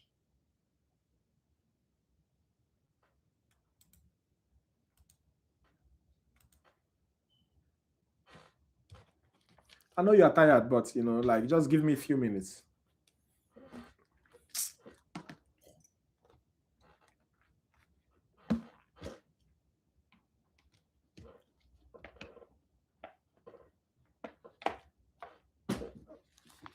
What is EPSPs? EPSPs are excitatory postsynaptic potentials, and IPSPs are inhibitory postsynaptic potentials. All right, they are found throughout the neuron. But they are summed up to determine the whether action potential will be generated or not. So they are found where in the axon hillock. You guys are so correct. So correct. I don't want to explain it further. You guys are so correct. Axon hillock.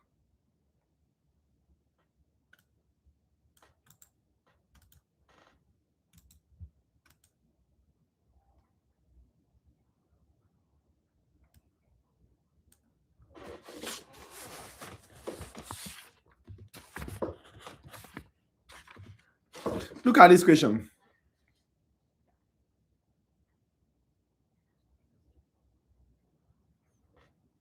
Inhibitory postsynaptic potentials. That's just the question. A are local hypopolarizations, are local depolarizations, increase the membrane permeability to sodium ions, block the efflux of calcium ions, block the efflux of potassium ions.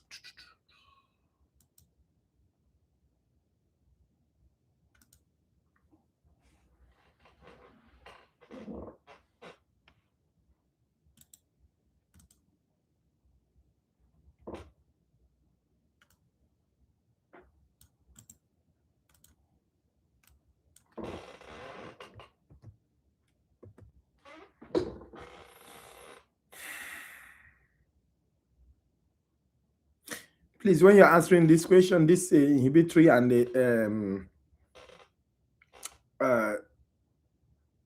postsynaptic potentials, you need to be very, very careful.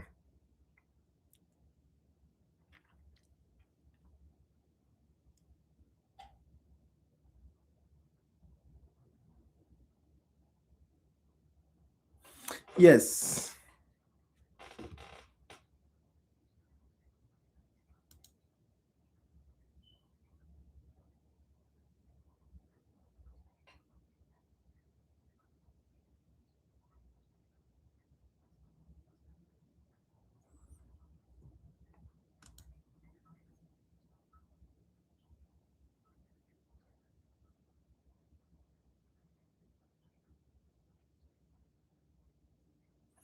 Let me see. What is a? Yes, you guys are so correct. They are local hyperpolarization. You understand? They lead to, they make the membrane more negative, more negative, moving away from the normal threshold, making the neuron less likely to fire an action potential. So that's hyperpolarization. So you guys are very correct. Those are the kind of questions they ask, all right? But don't think it's crazy. It's just common sense. Look at this question, guys. In one form of presynaptic inhibition, the release of DASH inhibits the opening voltage gated calcium channels in the axon terminus. See the question they're asking? Neuro, and I'm seeing a lot of questions here. Even hi. These questions. Oh boy.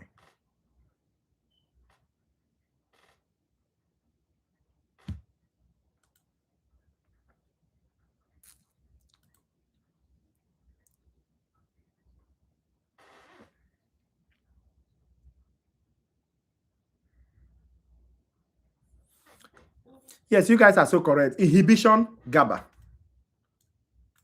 Inhibition, GABA. They love GABA a lot. I don't know what they see in that GABA guy. They love it a lot. Look at this question.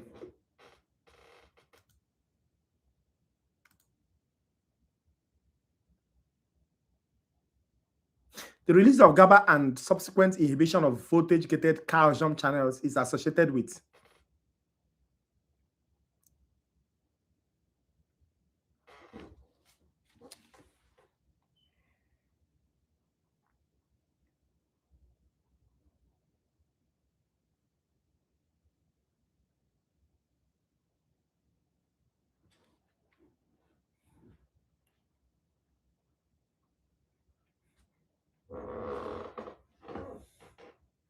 Yes, you guys are so correct. The answer is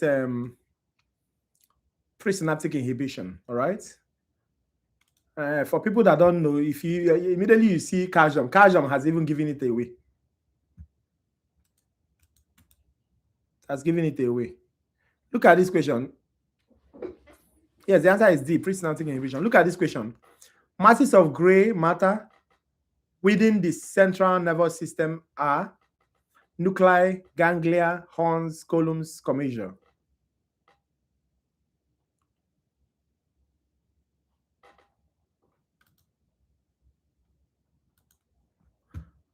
Faster, guys, faster. I want to touch most of this neuro before we go.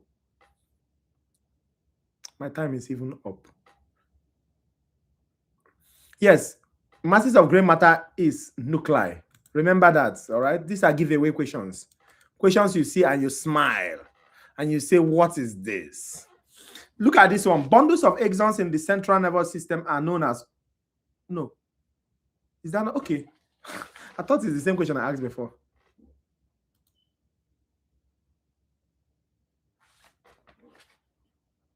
Bundles of axons in the CNS are known as A, nuclei, tracts, commissures, ganglia, horns.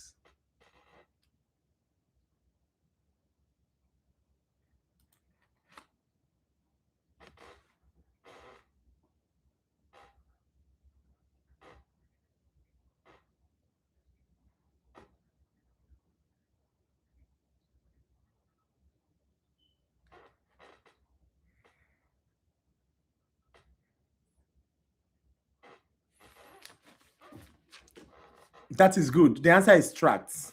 So you are now, I need you to put it in your head. When you hear bundles of axons, they are talking about what? Tracts. When you hear masses of gray matter, gray matter, gray matter.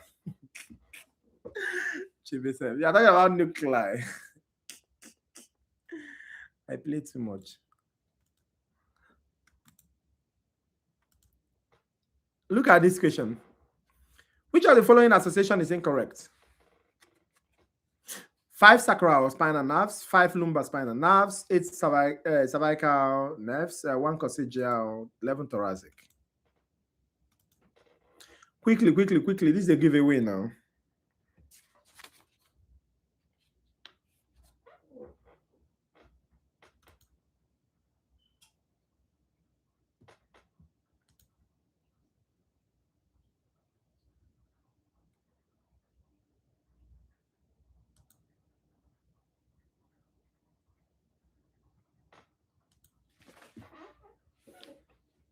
Yes, you guys are so correct. The answer is E.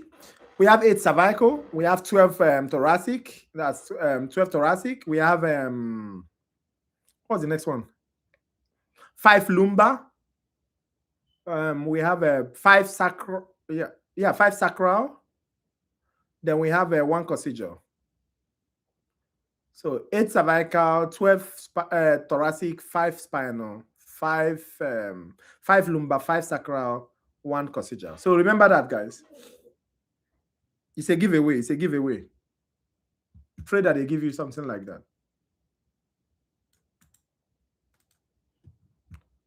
You see how many neuro we have here? A lot. Honestly, a lot. I'm not even going to finish the neuro. To tell you that you don't joke with anywhere. Remember, I was thinking endo is the highest. We jumped into special senses. I thought it's the highest. We jumped into autonomic. I thought it's the highest. Now, neuro.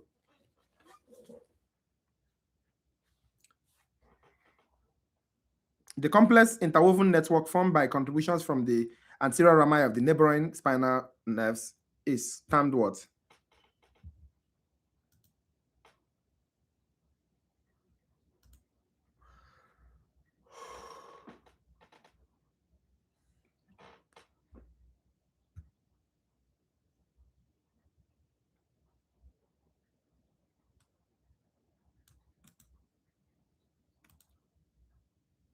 Yes, you guys are correct. It's called what? Plexus.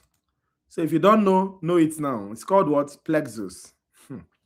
Look at this question. The nerve which arises in the cervical plexus innervates the diaphragm. I hope you guys are grading, because at the grading yourself, how many you've got. At the end of the thing, I will ask you, how many did you get? We've done like 70 questions. All right. I just want to do 10 more and, we call it a night. The nerve which arises in the cervical plexus innervates the diaphragm. Which nerve is that?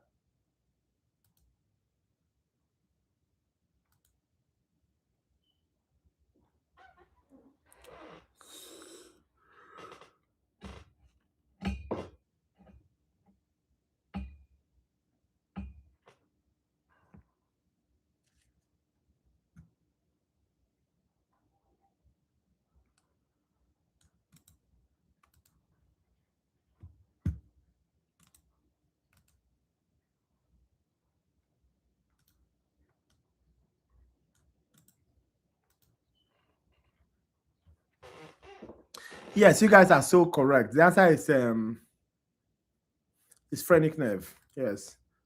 The answer is phrenic nerve. Look at this. What's the answer to this? Mary is in an automobile accident and suffers a spinal cord injury. She has lost feeling in her lower body. Her doctor tells her that swelling is compressing a portion of her spinal cord. Which of her cord is likely to be compressed?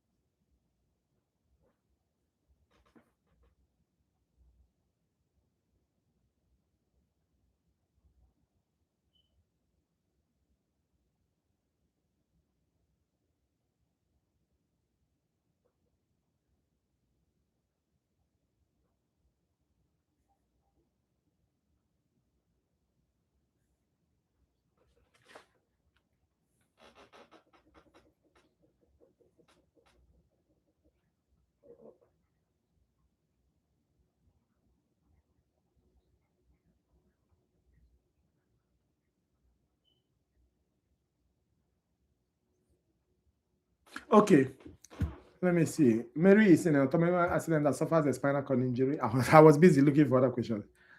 Injury. She has lost feeling. Okay, look at it now. She lost sensation in her lower body. So if you lose sensation, what is it? It means that you are talking about what? Whatever takes the sensation upwards. Do you understand? She lost sensation. Do you understand? So it's sensory. You get it? Sensory. Her doctor tells her that the swelling is a compression of the spinal cord. Which part of it is most likely? Let me see. So the anterior gray horns, no. The anterior white commissions, no. Ascending. So the answer is ascending tract now because it's sensory, going upwards. Remember what I told you initially. Sensory efferent goes upwards. Motor comes downwards. This is sensory. This is ascending. So it's ascending tract. The answer is C. You guys are very correct. If you choose C, you are correct. If you do not choose C, just do like this, all right? Count it as one of the ones you just failed. So there's this question I was looking at. You see, neuro is a lot. Please take your time. I'm begging you, take your time. Go to those videos. Go to the revisions I've done on neuro. Especially, you understand, and the video. I did video 1, 2, 3. I did revision. You don't have to do any other thing between now and the exam. What you need to do is keep attempting questions upon questions upon questions. All right. Most of those videos I've not locked it up for only the private people. So it's still open for public. So you need to hurry up and watch them before I lock them up. All right.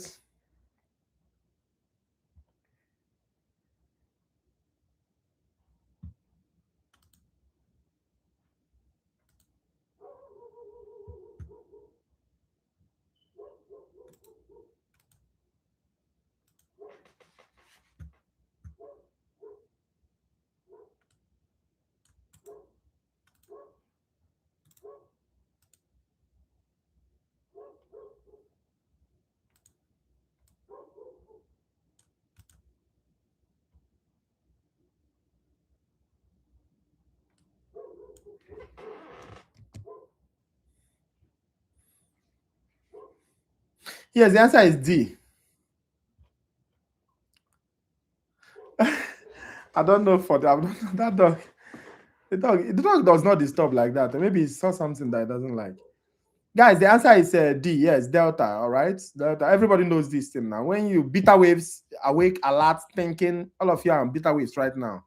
Alpha waves, you are awake, but you are relaxed and your eyes is closed, But theta, drowsiness, light sleep. Delta, D for D, deep waves. So all of you knows that.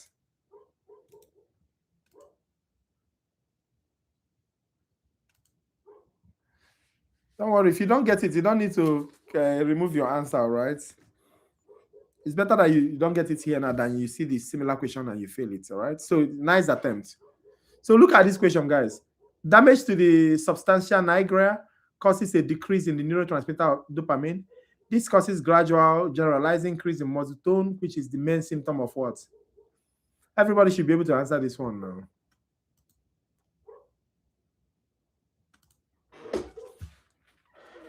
Everybody. Answer. Let's hurry.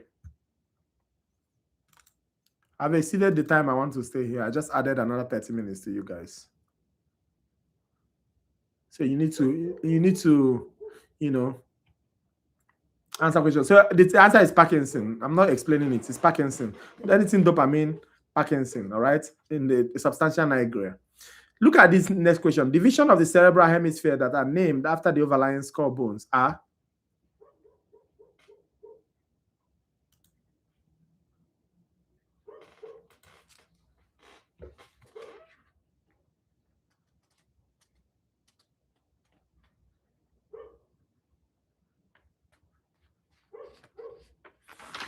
This thing is just asking you, after the bones, what do you see? The cerebral, which is the first part of the cerebral hemisphere that you see?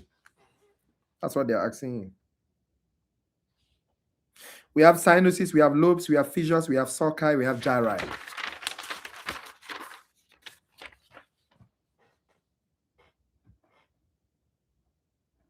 Yes, you guys are so correct. The answer is B. It's lobes, all right? So I don't think there's any need to explain it. Everybody got it correctly. The answer is B, slopes. Look at this question. The primary motor cortex is the surface of the dash. Arcuate, gyrus, insula, corpus callosum, precentral gyrus, and postcentral gyrus.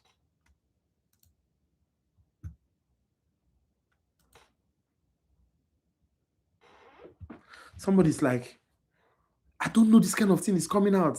Yes, it's coming out. This is how they ask you question.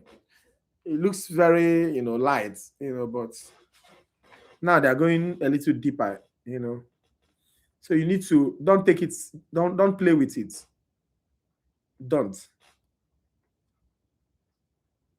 Yes, the answer is precentral gyrus. You guys are so correct. The answer is precentral gyrus. That's D. Precentral gyrus. Look at this. The corpus callosum is composed of what?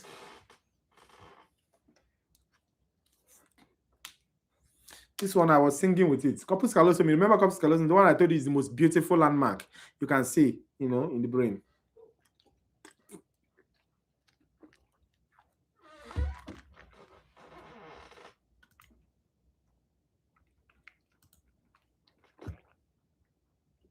Quickly, guys. Let's rush up.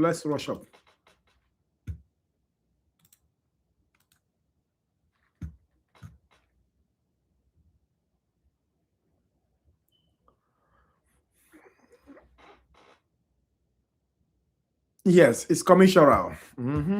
It's commissural. Look at this question. The visual cortex is located in the dash. Where is the visual cortex? If you saw that video, I was telling you, oh, if somebody hits you so and so place, you can go blind.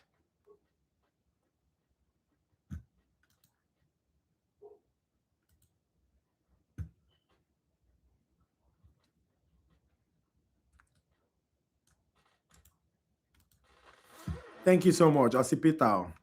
Occipital. So C, right? So look at this. And here's the question. AR and dash is a printed record of the brain's electrical activity over a period of time. CT scan, electrocardiogram, MRI, electroencephalogram, and X-ray.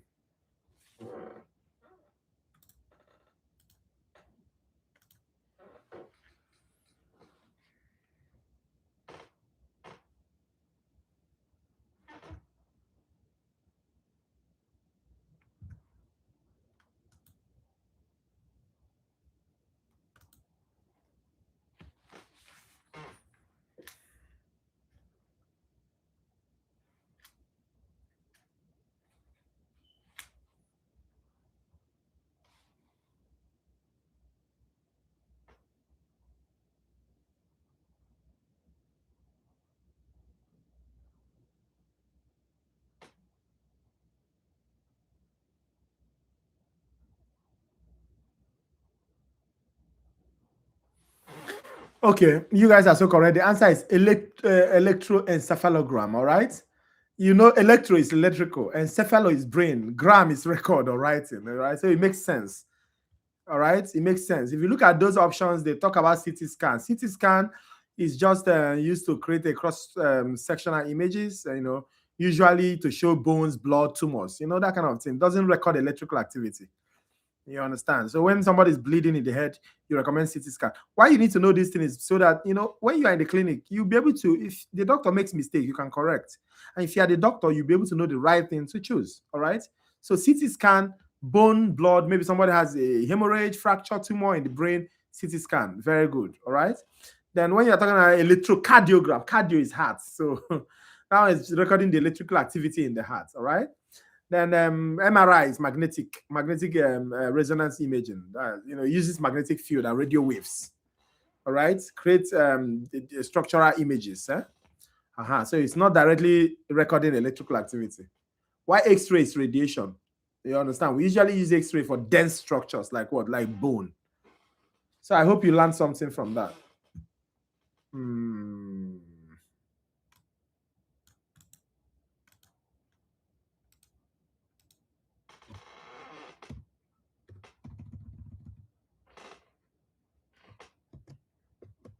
Look at this question. Dash is a disorder affecting the ability to speak or read. Dash is a disorder affecting the ability to speak or read.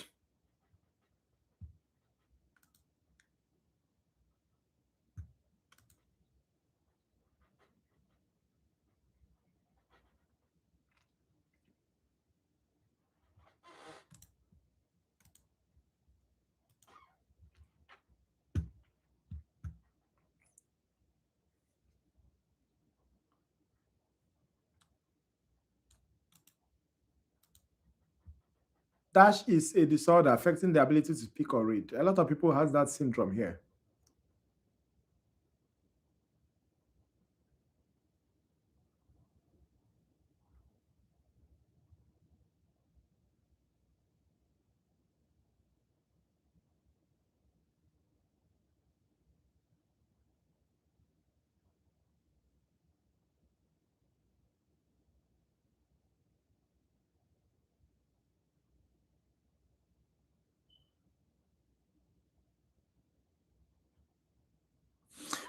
Okay, you guys are so correct. The answer is aphasia, all right? Aphasia is when somebody has difficulty speaking, understanding, reading, writing. You know, it can be caused by stroke, brain tumor, trauma to the brain, or just infection like encephalitis or neurodegenerative problem. All right, there are types of aphasias. You also need to know types of aphasia, specifically the Broca's aphasia and also the Wernicke's aphasia. Those are the two major aphasias. Broca's aphasia is expressive, non-fluent aphasia. All right, you cannot speak fluently. You can make proper speech, but you cannot speak fluently. All right. Want, water, please. Want, water, please. You know, that kind of thing. You know, the person wants water, but the person cannot, you know, I would like to get some water. No. Want, water, please. That's Broca's aphasia, and that's the one they always ask. They also ask you what Wernicke's aphasia. Wernicke's aphasia is what? Fluent or receptive aphasia. It's usually a damage to the Wernicke's area, you know, in the same in the superior temporal gyrus. That's where you usually find it, the superior temporal gyrus. So this time around, the person cannot understand speech. The person can speak fluently, but that speech is nonsense. We call it word salad. Do you understand? Word salad, just talking something that doesn't make sense. But you can speak a lot of words, you know. Then we have global aphasia, which is damage to both the Wernicke and the Broca. That's global aphasia. The person cannot speak, understand, read, or write. It's very severe. Then we have other two types. I can't remember them right now. All right. But when you are talking about ataxia, AT is motor coordination. That one is a problem with what? The cerebellum. I always call it cerebellum so that someone that is listening to me will not confuse between cerebrum and cerebellum. All right. So the second one is cerebellum. It's a problem, you know, problem in cerebellum or, you know, the proprioceptive pathway damage. That's what leads to what? Ataxia. So when you hear ataxia, it's talking about motor coordination. And when you hear apraxia, that's APRAXIA. Apraxia is inability to perform learned movements. For example, you teach somebody how to button shirts. The person suddenly does not know how to button shirts. That is apraxia. So you need to know aphasia, ataxia, apraxia. When you talk about dysphagia, it's just swallowing. Dysphagia is just problem with swallowing. All right. And Bell's palsy is problem with what? Facial cranial nerve 7 paralysis. That's Bell's palsy. And they can ask you this question. All right. They can ask you this question. Look at you see, look at the question, like this Bell's palsy question. Look at this question, guys.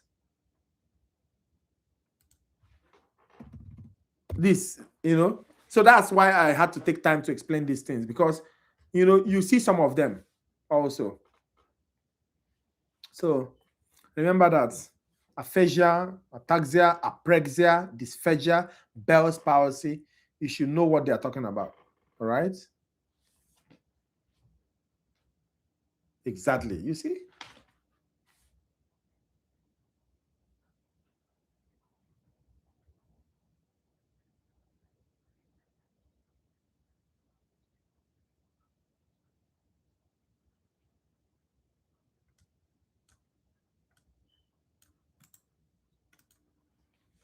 You guys are so correct. It's Bell's palsy. You see? So that they can ask you one question and use it to ask other questions.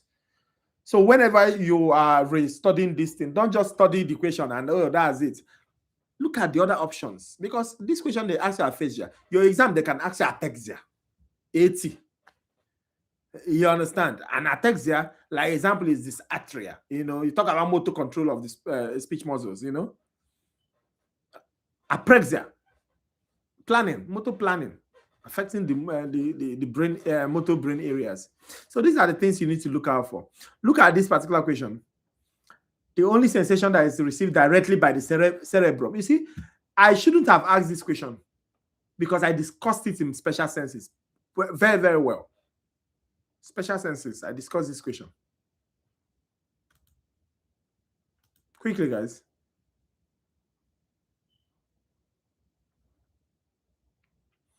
Quickly. I discussed this question. Anybody that has watched that video will not even think twice. That's why you need to go watch that video. Don't take anything for granted.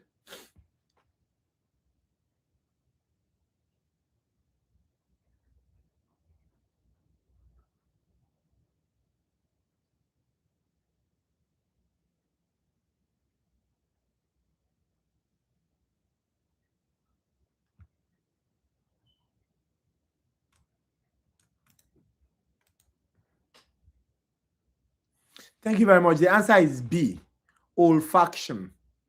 The answer is B, olfaction. Is the only sensation that is received directly by the what? Cerebrum.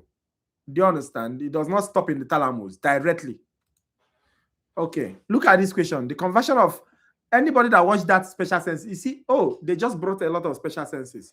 Anybody that watched that special senses, we understand this question. What's the answer, guys?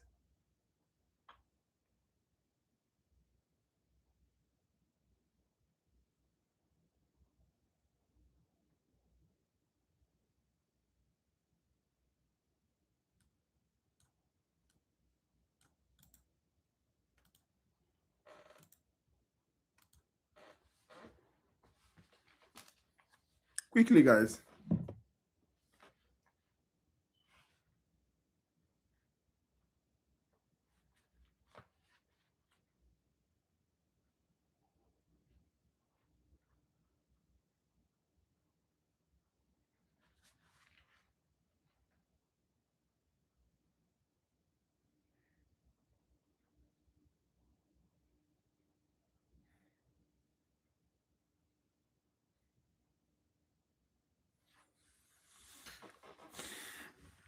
Quickly, guys. Yes, the answer is transduction, right? The answer is transduction. Look at this question. The link between the peripheral receptor and the link, hold on.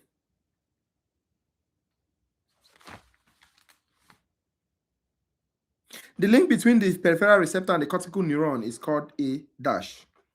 I discussed it. I discussed this particular question.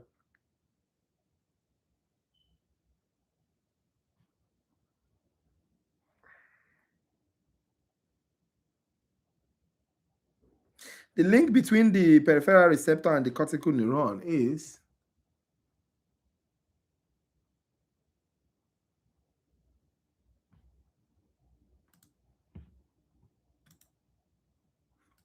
you see, you guys have not seen that, gone to look at it. If you've gone to look at it, you just be pium, pium, pium, pium, pium.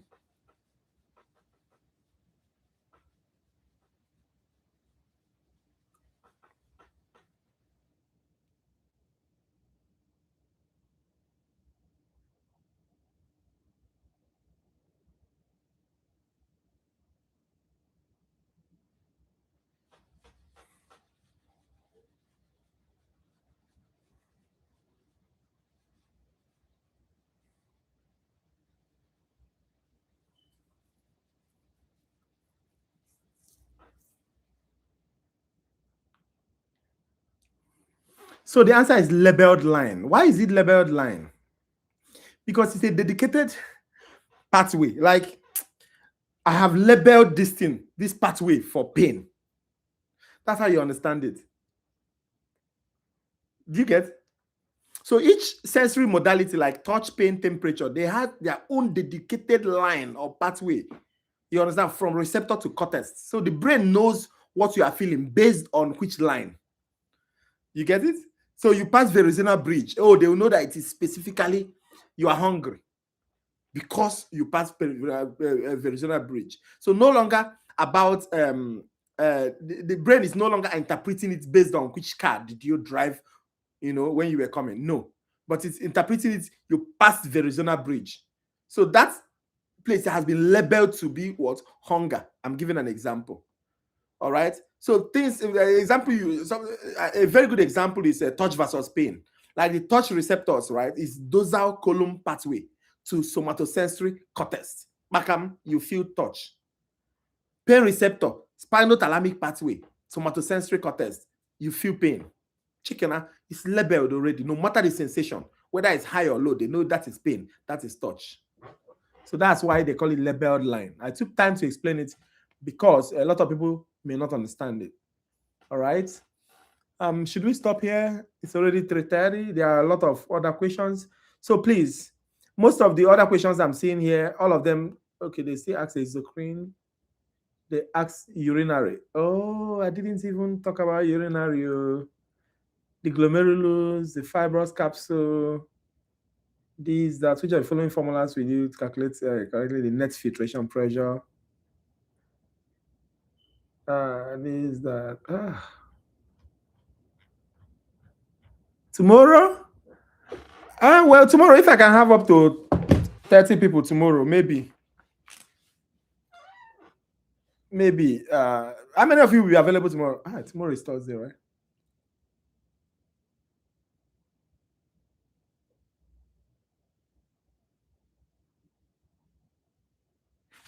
Okay. So tomorrow, if I might be late.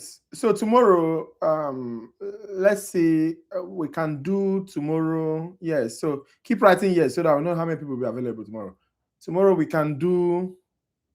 I'm working, but I can watch. Okay. So tomorrow we can just complete. I have 150 questions. Today we did almost 80 plus.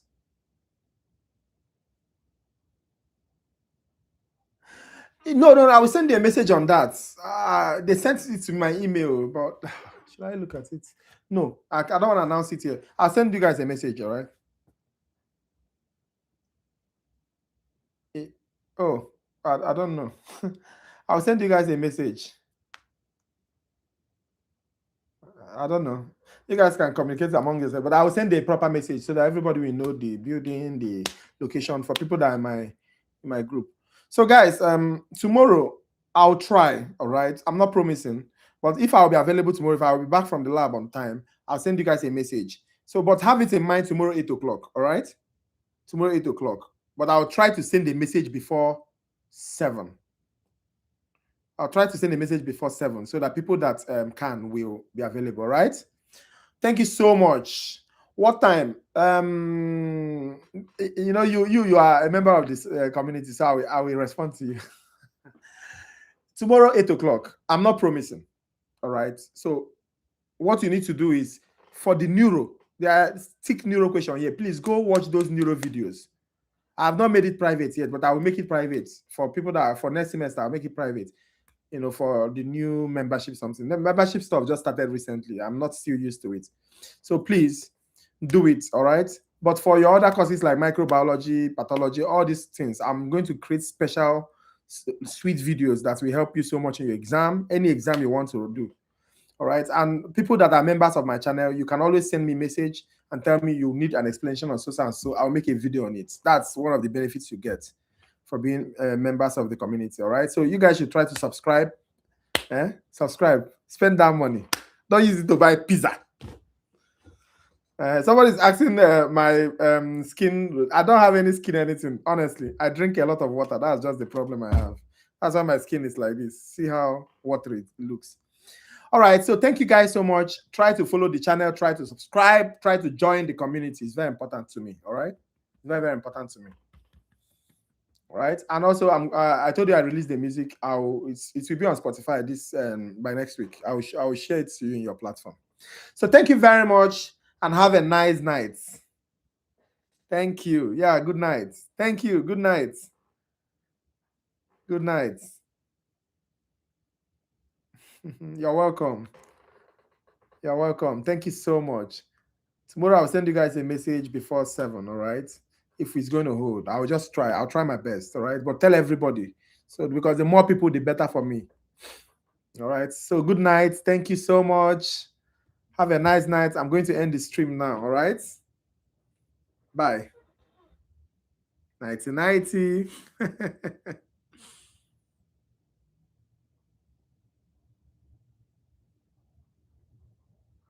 Oh, wow. That's my my leg is big. Oh, my leg is 45, 40, no, 46, 45. But I don't have acromegaly. Hey, God, you are so funny. Hey, God. Me, I'm short, but everything in my body is big. Like my shoe size is like 46. Honestly, you will not believe it. But if you look at my leg, it looks small. But if I wear 45, it pains me so much. All right, good night. Take care of yourself. All right. Thank you so much. You guys are the best. I'll see you tomorrow. I'll try to see you tomorrow if I can come back on time. All right. Good night. Bye bye. I'll end this thing now.